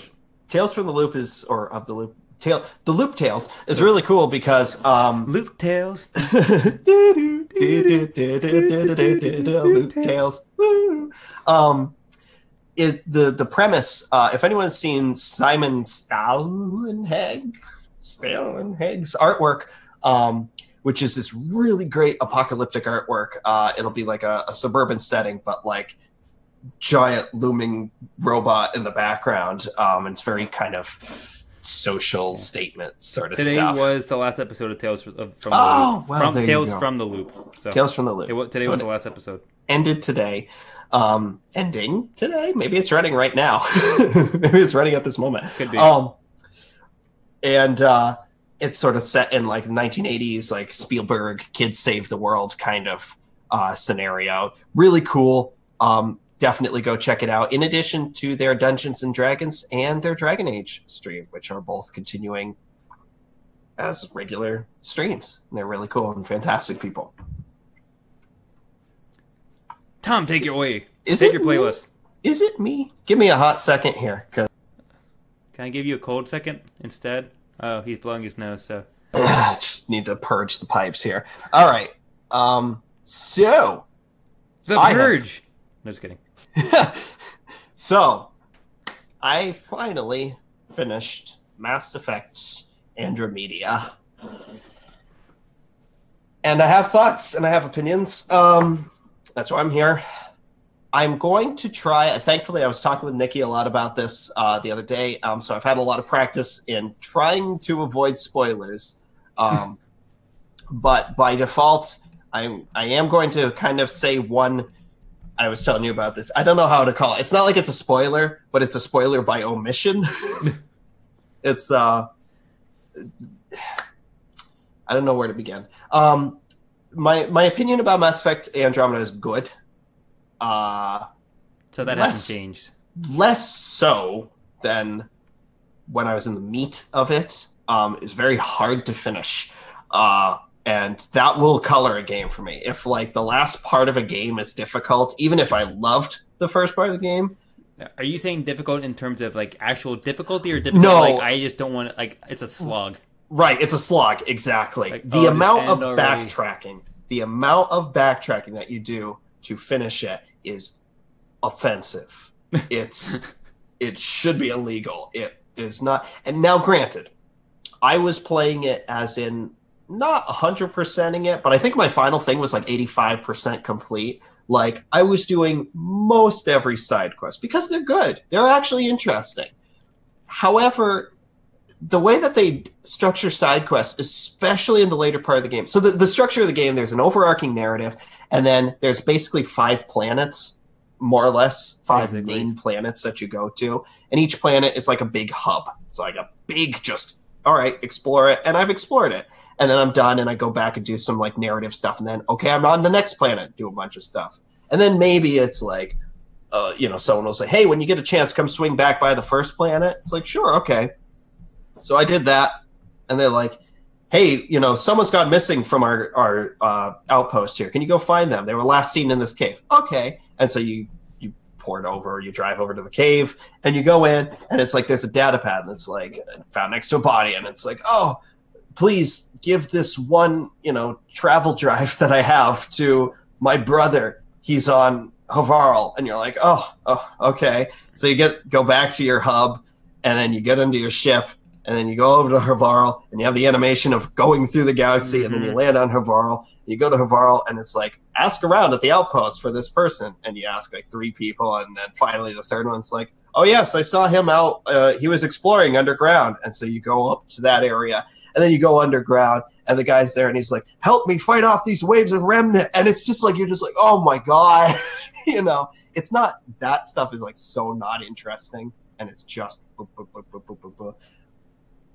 but there's enough that is interesting that it's like, I did a lot of those anyway. It just keeps sending you. And it's like, then you fight off the remnant, and the guy's like, hey, well, thank you. By the way, when you get back to the Nexus, can you bring this thing to so-and-so? And you go back to the Nexus, and the person's like, they've been dead for 12 years, but his son is on Eos, the planet you started on. You're just like, ah!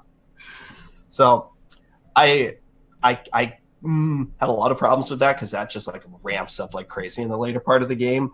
But the main narrative, here's where the problem is. This is as close as I'm going to get to a spoiler. The main narrative of the game sets off like it's going to present these really cool, heady, psychological concepts about, and it starts to really, like about 3/4 of the way, really get into like the nature of creation, questioning, creation in a religious sort of sense almost, like Crisis of Faith kind of stuff. What it means to be in a new galaxy, what just creation of life in general. Plus, you're trying to find a new home for the Milky Way galaxy races, and there's stuff involving each of them. There's a lot of that good old Mass Effect interpersonal dynamic and politics and stuff like that. And it looks like it's going to present some really cool questions and scenarios. And it's like, what is this? What does this mean? And again, this is your last chance to turn back before a very vague spoiler. It never answers those questions. Ever. And it never answers them in the way of, see you in the sequel or see you in the DLC. And it's like, oh, you did all of that. Like, because they said Mass Effect Andromeda was going to be a standalone game. I thought, okay, so as I'm playing, they're presenting this stuff. I'm like, oh, I can't wait to figure out what this means. There's this ancient race. Well, the remnants of an ancient race called the Remnant. And you learn a lot about them, but it's more questions than answers. It's like, oh, the Remnant were created by such and such. Who are they, or what are they? We'll see you in the DLC. And it's like, why? Yeah. You could have been the chosen one. Yeah, and especially because of the reception to the game being mostly negative, I don't see either they're going to do like DLC that just like is so thick with story content. They're like, oh God, we got to get all this stuff out there because we're not going to have a sequel. I don't know what they're going to do, even if they'll do that. But so yeah, that's the big problem I have that really affects my feeling of Mass Effect Andromeda. It's still my favorite Mass Effect to play. I love the traversal. I love the jumping and So the it's combat, better than the original 3? Yeah, the combat I like better. Really? And I did play it on a controller, and I don't like controller combat, but I found a rhythm that worked enough for me. It's boring. though. It's just really boring. I've never really loved Mass Effect combat. I've never felt like it's anything to write home about, but I've done it. Mass Effect, you're there for the story. You know, you're there for the characters. When I was explaining it to Nikki, I said there's basically three things. It's like a upside-down pyramid for Mass Effect. There's a visual here. I apologize, audio listeners. You've got your story. You've got the Mass Effect story. That's your rider, you're the Pathfinder, you're finding path. Find path here. And that feels like that's like, you know, that's the overarching narrative. And it's almost like it ends here. It's like there's an epilogue to it that wasn't made in enough time or something. Who's to say? That might have been the case. Then in the middle, you've got your companions. Your companion missions are the best part of Mass Effect Andromeda. They are funny. Drac, Liam, all of them, they're funny, they're creative, they're cool. You've got kind of like high-level missions on each planet. The one on the Outlaw planet is actually really cool. It's typical BioWare stuff. You've seen it before, but it's I'm still a sucker for that kind of story. I'm not going to spoil it because once you get into it, you'll be like, oh, I've seen this story arc before, but this is still cool. I'm happy about it. And it leaves you with some... 1 second.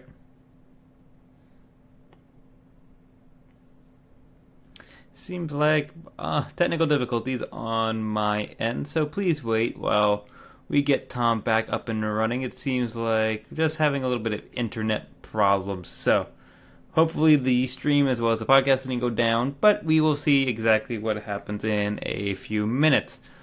Until then, I guess I will fill some of this time up with some Andromeda talk, but at least based on what Tom is saying, I mean, it's not a terrible surprise for me. I know, it is a great picture of Tom. So if anyone wants to capture that and throw it on his Twitter, that'd be hilarious. But,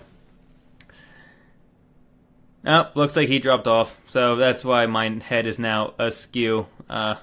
So, now this is just an interesting frame, but hey, we'll just do this for now. I guess I'm Tom. So at least based on what Tom was saying about Andromeda, once again, it doesn't really surprise me. I kind of had a feeling it was gonna end in a cliffhanger as much as I didn't want it to, because like he even said, it's supposed to be a standalone game. It is not supposed to have this happen to it. But I personally don't think it's going to change my opinion of it at all. I'm still kind of lukewarm on it. I'm just going to give Tom a heads up.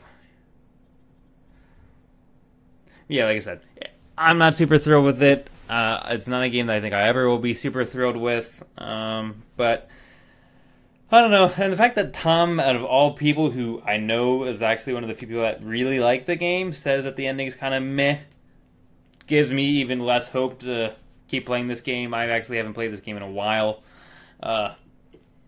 Which is surprising because I actually thought I was going to just marathon and just get it done and over with because I bought it. But now there's even less pressure for me to keep on playing it. So, Now, Secret World is a game I was really hoping that he was going to talk about, so hopefully I'm just going to keep on stalling time until see what happens. Is that Tom? Oh, his computer crashed, so that's what happened. So hopefully when Tom's computer starts back up, we can get this going. But Secret Worlds is a MMO horror game, which is interesting. It's been around for forever, but it's an MMO horror game, not like jump scare horror, more like psychological horror. I've only taken a few looks at this game because obviously Tom's going to talk about it on the cast today. It looks super interesting. Like I said, it looks really interesting. I actually like the look of the game a lot, even though I'm not a huge horror person.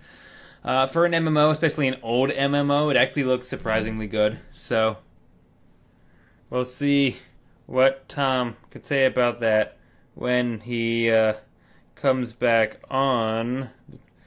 But just as a spoiler, once again, just to take up some time here, it is actually going to be our free game of the week as well. So Secret World Legends is our free game of the week this week. It is, like I said, a psychiatrical or psychological. That's the word I'm looking for. Psychological horror MMO set in a fantasy universe that you can play free as of right now. So I would say you can go out there and check it out. I'm waiting to see if he'll be back up soon, but it actually looks like he might not be, so we might have to put some of this on hold until next week or until we get our technical difficulties worked out. So unless anyone has any questions or comments in chat live right now, just so that I can fill up some more time, I'm probably going to close out the episode right here, just because this is one of the worst spots for Tom to crash. Unfortunately, it's just we ran out of our talking points, so kind of is what it is. Okay, he said give him 5. Ugh, I'm not even sure what I have to fill up for in 5 minutes. So I'll just talk a little bit more about Motorsport Manager, just why the hell not. So the team that I actually made, not super, I don't get many points for creativity, but I made Atomic Zero Racing, which, I know, big stretch there. But I actually did like the way that the car customizer was done, and the fact that you can actually choose how all the colors are distributed, how they're distributed, all the different palettes and the shades there are, the type of color of all your sponsors and things like that. You've never... Oh my god, Zombie, you gotta get on the Mass Effect games.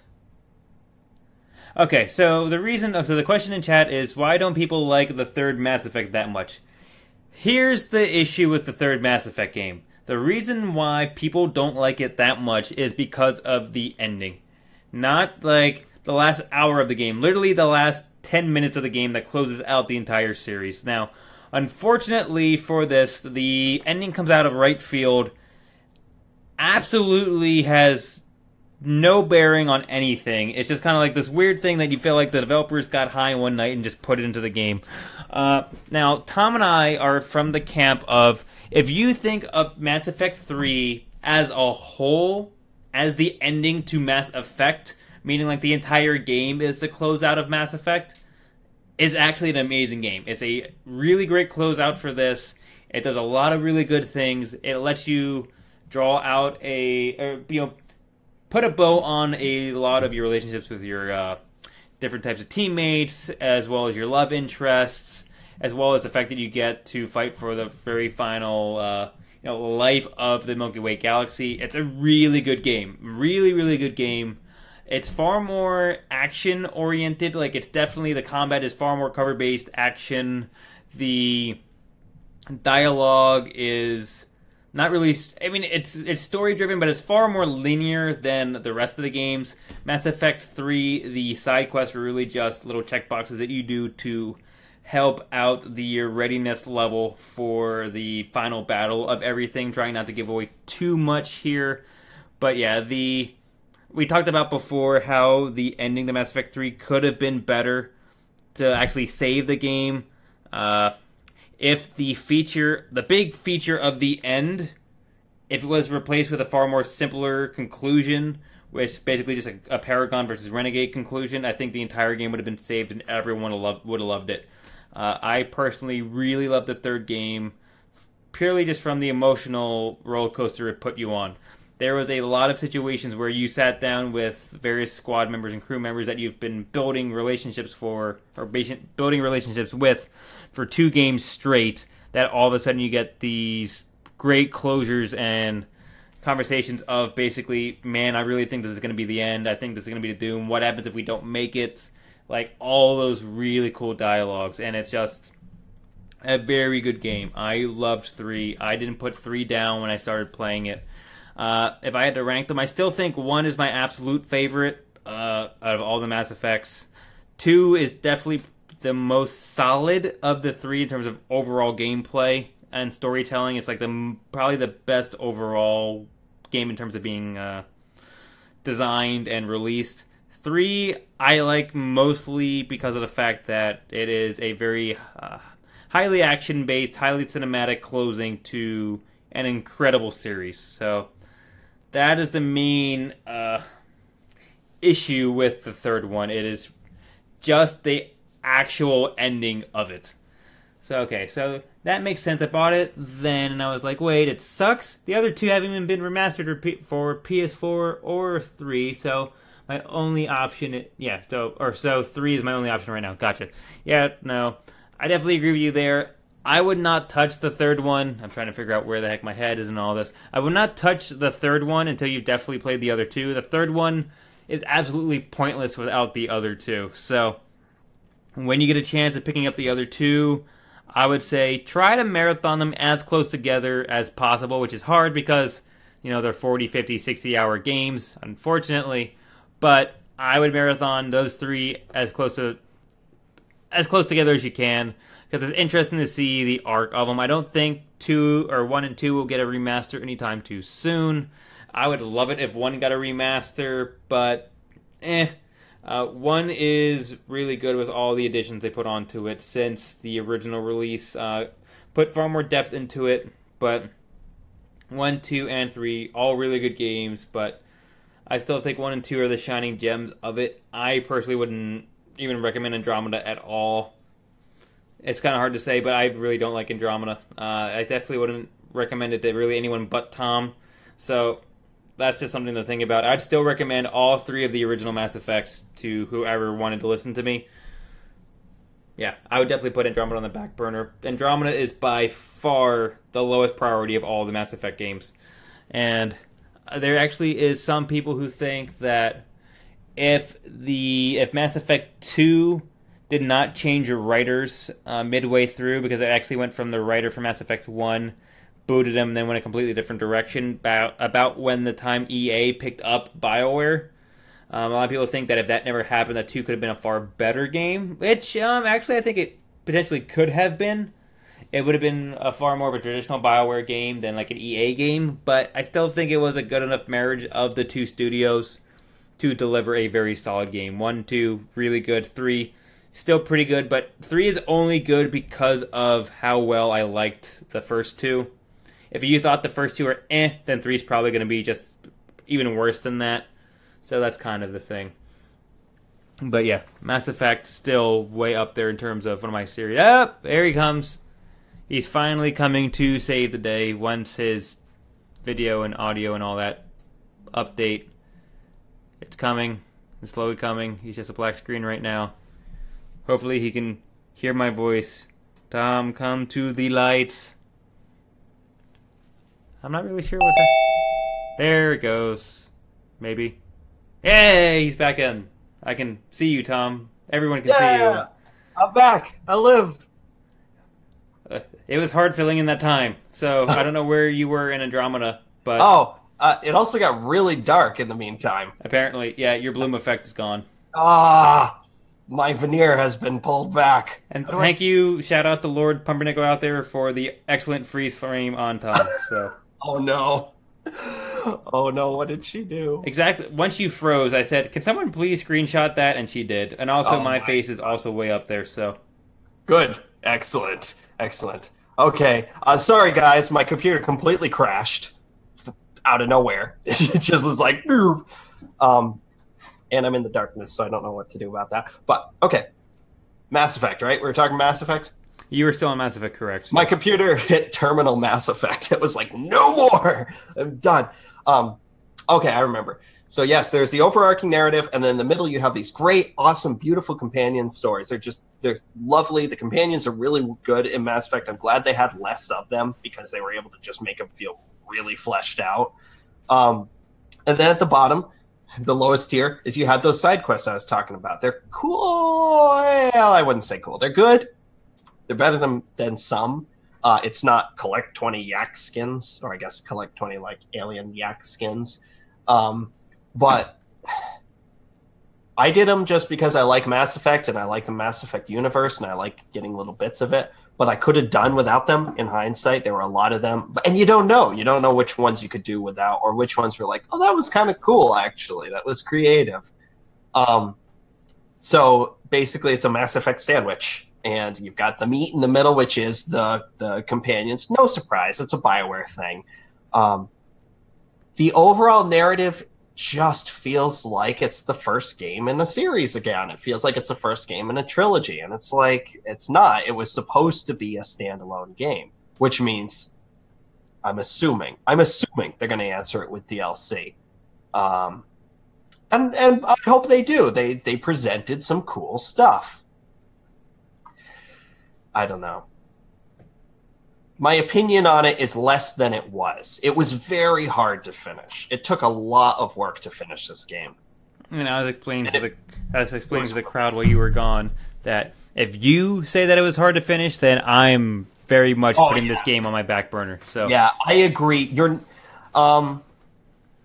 because I was saying this to Nikki too. Don't play it expecting that you're working towards an outcome. You're working towards like, oh, I can't wait to see how this ends. The best part, this is literally, the fun is in the journey, not the destination. This game is a perfect example of that. Have fun on the planets. I'm really glad that they put Havarl, the big purple planet, early on, because that was the coolest one. That was where I had the most fun. It was the most interesting. It was the most different. Because Eos is a desert planet. The Angaran planet is really cool. Like all this stuff in kind of like the first third of the game, the kind of after the beginning, that first third is really cool and creative. And then you go to the outlaw planet, the exile planet. It's okay. Eladin is another Eos. It's another desert planet. Vold is all snow. It's really uninteresting.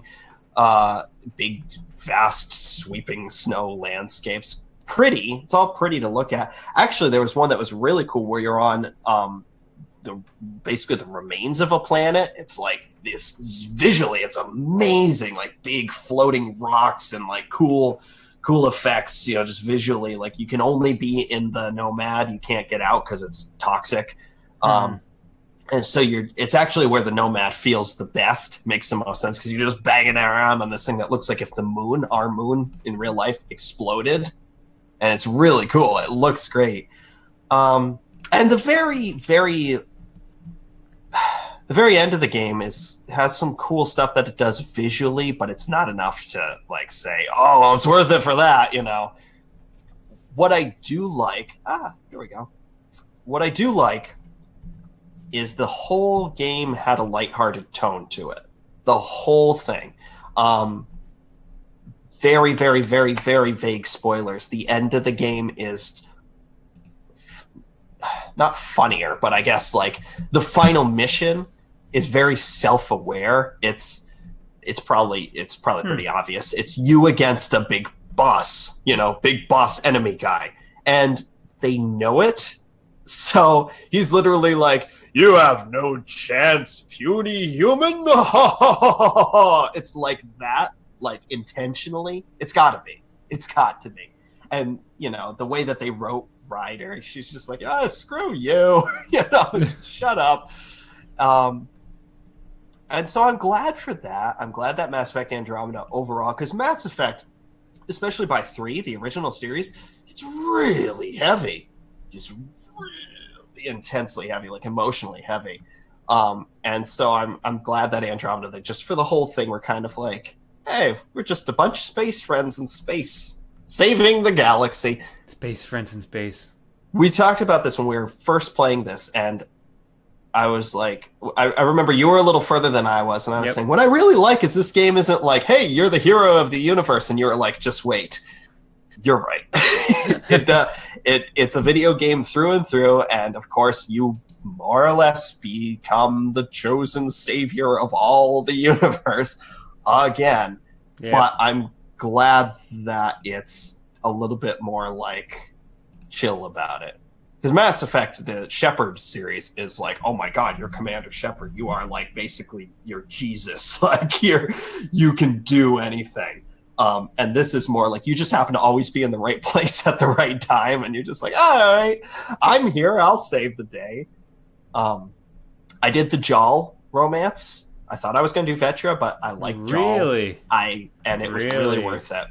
It ended up feeling very in universe for the game because the game centers around his people, the Angara. They're really like the only other new race besides the enemies, the Ket. And I'm just gonna go like that. Anyway, his romance is really cool. His relationship is really cool. It's an interesting. It feels almost like a Disney film. So I liked it. I liked it for that. He's a cool character. All the new companions are cool. Reviewing the game as a whole, it's just, again, play it to play it. Don't play it to finish it. Don't feel like you're missing out if you don't finish it. At least get to Havarl. Havarl is the most interesting planet, both visually and the stuff. Because there's puzzle solving, there's platforming, there's like... It's got a little bit of everything. It's almost like Havarl was like the planet they made for the demo. Yeah. You know, like, here's what Mass Effect Andromeda can do. And then they were like, we need 4 more planets. Crap. All right, desert. Another desert. Fields. Snow. Snow. What's the opposite Are we of desert? done? Snow. What's the opposite of snow? Another desert. Damn it. More desert, but just red trees instead of blue. It's okay. It's a good game. It's a flawed game. It's good. It's like if I were to give a recommendation, I'd be like, do your research. Definitely watch videos on it. Get a vibe for... As someone who is incredibly into Mass Effect, my reception to it is, yeah, it's pretty good. So if you're not into Mass Effect, if you're not into sci-fi, you know, it's like, just don't waste your time. I don't know. How do you feel? Where are you at, and where do you feel like you'll be at? I just got to the desert planet. I did a little bit of it. The other desert planet, or no, the final desert planet. Oh, Aladdin. Yeah, Aladdin. The one with the Krogan. Yeah, I just got there. I've been doing a little bit of it. I really have been struggling to push myself through it. That's where the game became a slog for me. So I'm like, I don't even know. Like, I haven't touched it since. I'm not a fan of it anymore. Yeah. It's really on my back burner. There's a lot of other games I'm having more fun with, so I'm not really sure when I will finish it. I want to say the best of the game is behind you. I hate to say it. Like, there are a couple story missions that are really cool, but again, they put themselves out there to be like, whoa, wait a minute, what does this mean? And the game's like, I don't know what it means. We don't even know what it means. We haven't gotten to that point. And that's what it feels like. It doesn't feel like they've laid out the groundwork. It feels like they wrote prompts and we're like, okay, we'll come up with whatever that is later. Get the game out there. And knowing how that game was developed, knowing that game's development cycle, that's probably the case. So... Mass Effect Andromeda is a flawed game that has more ups than downs for me, but the downs were immensely frustrating. Mm-hmm. I completely agree with that. It wasn't like, oh, this is, this is uninteresting or something. It was like, oh, I'm getting pissed off. You know what I mean? So that's Mass Effect Andromeda. I'm happy to be done with it. I know that they set up some stuff at the very, very end. Spoiler, good spoiler. This is a good spoiler. When you finish the game, you can keep playing. Hooray. But I wanted to. But the problem is, like, this type of game sets the precedent that you're kind of like, well, I want to do as much as possible before the final mission because I want to be as prepared as possible. And it's true. There are certain things that you have to / want to do in order to have the best possible outcome of the final mission. That's no stranger to anyone who's played Mass Effect. That's what all their games are like. It's like all BioWare games really are like, gather as many allies as you can along the way, because when the final mission comes around, it's going to be a pain in the ass if you don't have these people suddenly coming in and being like, hi, I remember you saved me earlier in the game, several hours ago. It's like tens of hours ago. So I'm here to help you now. And you're like, cool, that's easier than it would have been. So, I don't know. Mass Effect Andromeda. Mass Effect Andromeda, Exactly. it's good. It's a good game. It's a good game. It's a okay game. It's all right. I've been playing one other thing before we come careening into the finish line here, and this was only recently, but a few years ago, about 2012, a video game, an MMO came out called The Secret World. And I remember really being into the premise of this, which is essentially, what if all conspiracies and monsters and aliens and boogeymen existed in the real world? And it was just a thing that was like a fact of life.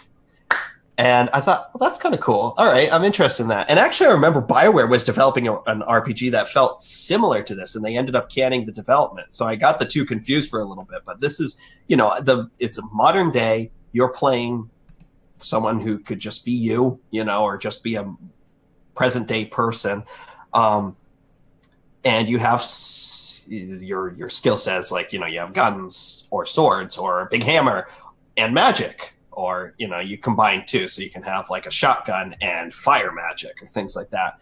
And it's in the real world, which is always cool. I always think that that's inherently cool when you're in real world settings, but you have like mage powers, the electricity, but you're in like rural New England. And what happened was, I think it was like a Guild Wars thing where it was a one-time purchase MMO. You paid for it and then you could play it as much as you want. And they just relaunched. I had forgotten about it. I'd written it off. They just relaunched as Secret World Legends, completely free. There is some, it's like free to play stuff. Spend some money and you can buy some cosmetic stuff. But it's nothing that's pay to win, as best as I could figure. It's sort of like you can pay to maybe increase your skills faster, but everyone has access to the same stuff. And they've remodeled the game to be more like a single-player RPG. So those two things combined, completely free and single-player instead of MMO, that was a surefire, like, oh my god, download now. So I started playing it, and I ended up playing it for 7 hours straight. No break. And where does it rank on your MMO scale? Well, it's interesting. It's sort of like Star Wars The Old Republic in the fact that it's a single-player MMO. You're doing missions that are, cutscene-based missions centered around you and your character. But then when you go and do the mission, there's maybe 3 or 4 other people also running around. And it's like, okay.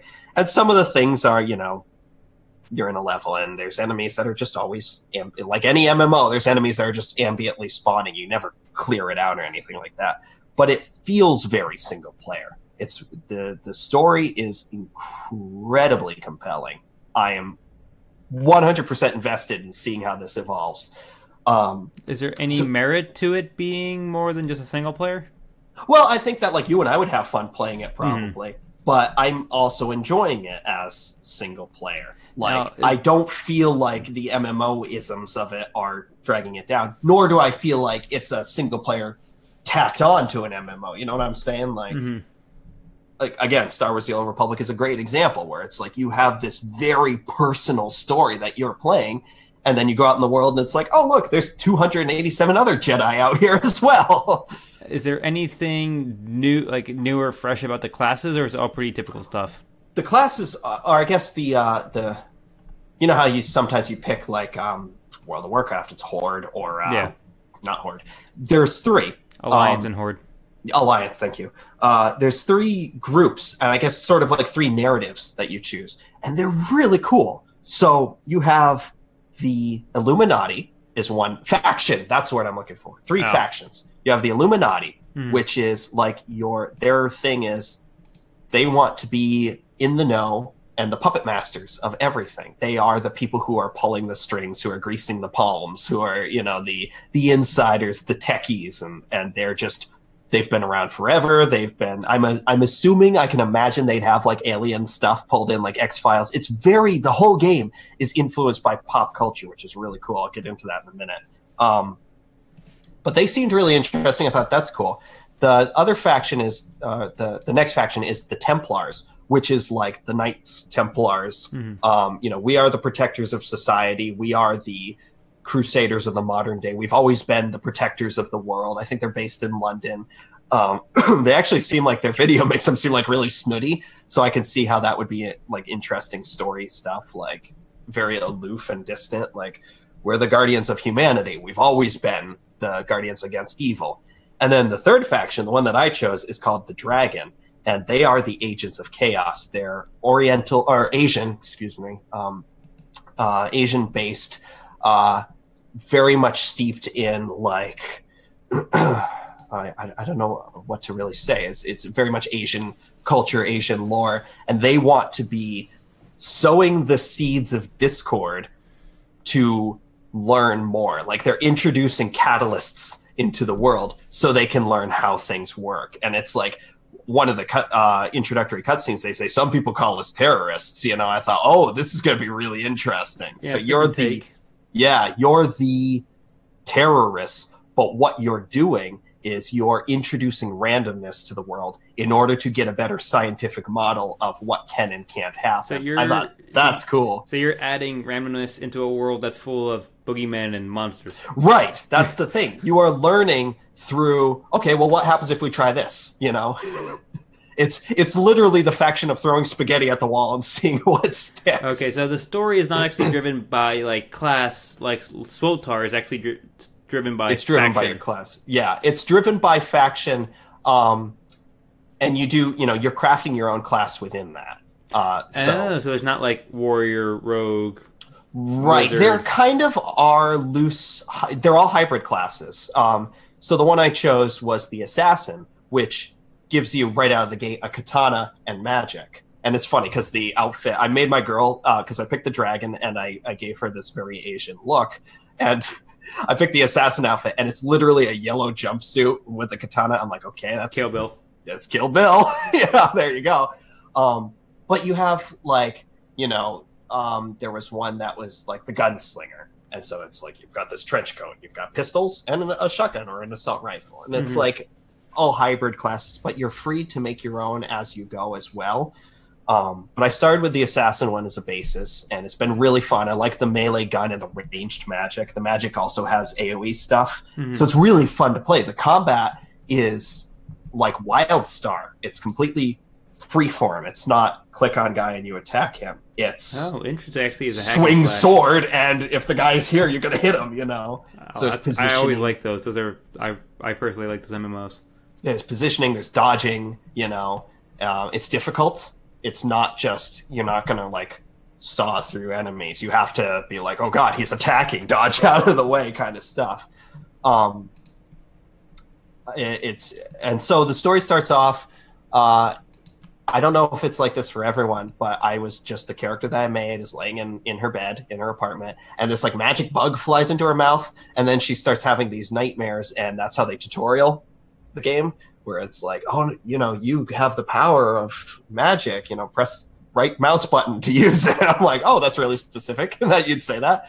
And she's having these visions, and she slowly starts to learn how to work her magic, and then and I'm sure this is faction specific, she's visited by this guy whose mouth is sewn shut, this monk, and he takes her, and all of a sudden I'm in Seoul, South Korea, and being met with this guy who sits and talks to me and gives me literally the Morpheus speech from the Matrix, but instead the red of pill or the blue pill. Basically, he's one red pill, blue pill short of doing that. And what you're learning is there's this secret world of people who are protectors against the apocalyptic things that are happening to the world. It's like a supernatural version of the Matrix, almost, where the Matrix is techie. This is like, okay, yes, but with like Lovecraft creatures in New York City. So the premise is just so cool, and I'm just like really completely into this. And it's like the voice acting is amazing. Like the amount of personality in the voice acting, and it clashes a little bit because the engine looks like it's about like 15 years old. Graphically, it's okay in still images, and like the scenery is fine. It actually reminds me a lot of Dragon Age Origins, maybe like a game that would have come out just before that. But it plays like Dragon Age Origins too, which is really yay. it feels like a BioWare game, actually, and in general, just the way that it plays. And you're meeting these characters, and you're getting these really cool kind of like atmosphere. It's very much about atmosphere and ambience. And they say, okay, we need you to go to this place called Kingsmouth. And what it does is you go through this portal, you go through these series of portals, and you end up in a New England town called Kingsmouth. And it is a mix of Stephen King, H.P. Lovecraft, and The Walking Dead. Oh, God. All at once. And it's like, that shouldn't work, but it does. So you're in maybe Maine, maybe Massachusetts, maybe New Jersey, maybe the Midwest. Who knows? It looks so much, Brian, like a coastal New England town. I don't know if you saw my screenshots I posted, but they nailed like coastal Massachusetts. Like, it's incredible how much it looks like that. But like the references are right on the nose. And the name, Kingsmouth, Stephen King, mouth like Innsmouth from H.P. Lovecraft. So it's like, there's a books or an art store called HP Arts and Crafts. There's a bookstore called King's Books. It's like it's very clear pop culture. Like, hey, when you first arrive, there's a guy who's inexplicably a cowboy, and he's like, I know what you're thinking. What's a cowboy doing here? Yeah, that's all the explanation you get. Like, okay.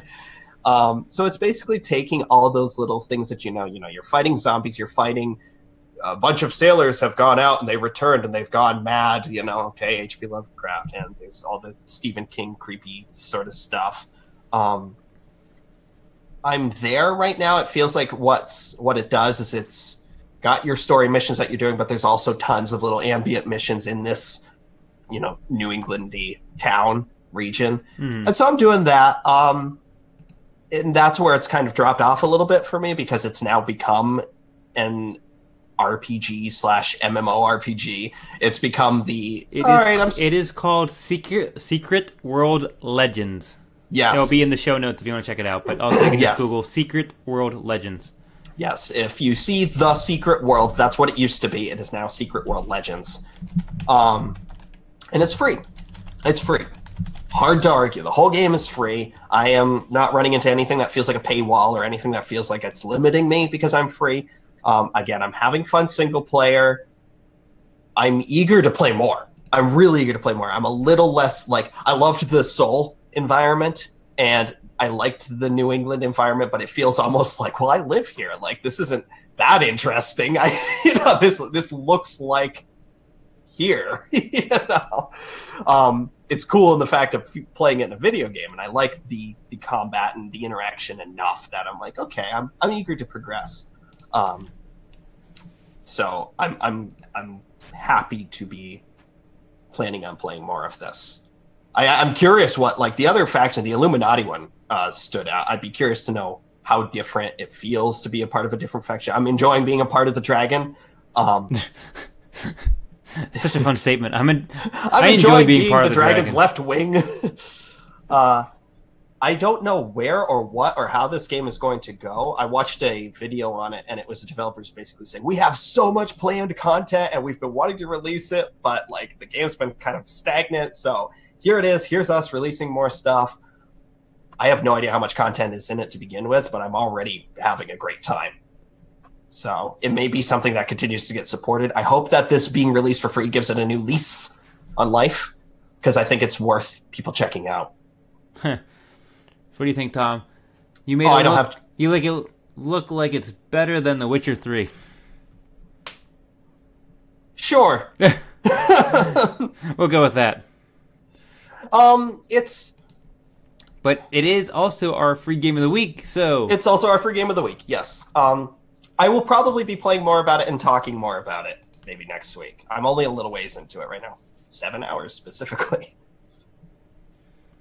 But with all that, you can find all of this and more at our website, which is addictedtoloot.com, where you can find our group email, which is addictedtoloot@gmail.com. If you want to reach out to us, come onto the show. Exactly. Come onto the show, drop us something about the game, ask us a question, tell us a topic, anything that your little heart desires. You can get links to our Facebook, YouTube, and Twitch if you want to come join us for the live streams of these podcasts, or just watch. Thank you to everyone who joined us today. Yes, definitely. And thanks. This was always quite a active chat today, so thank you very much. I love it. That gives me so much life. Oh, I've pulled my headphones out. You can also, that's how you know I'm really excited. You can also go to Twitch to watch all the old recordings of all our live episodes of the podcast. You can get the audio version of the podcast on iTunes, Google Play, Stitcher, and SoundCloud, whatever your little heart desires. So many.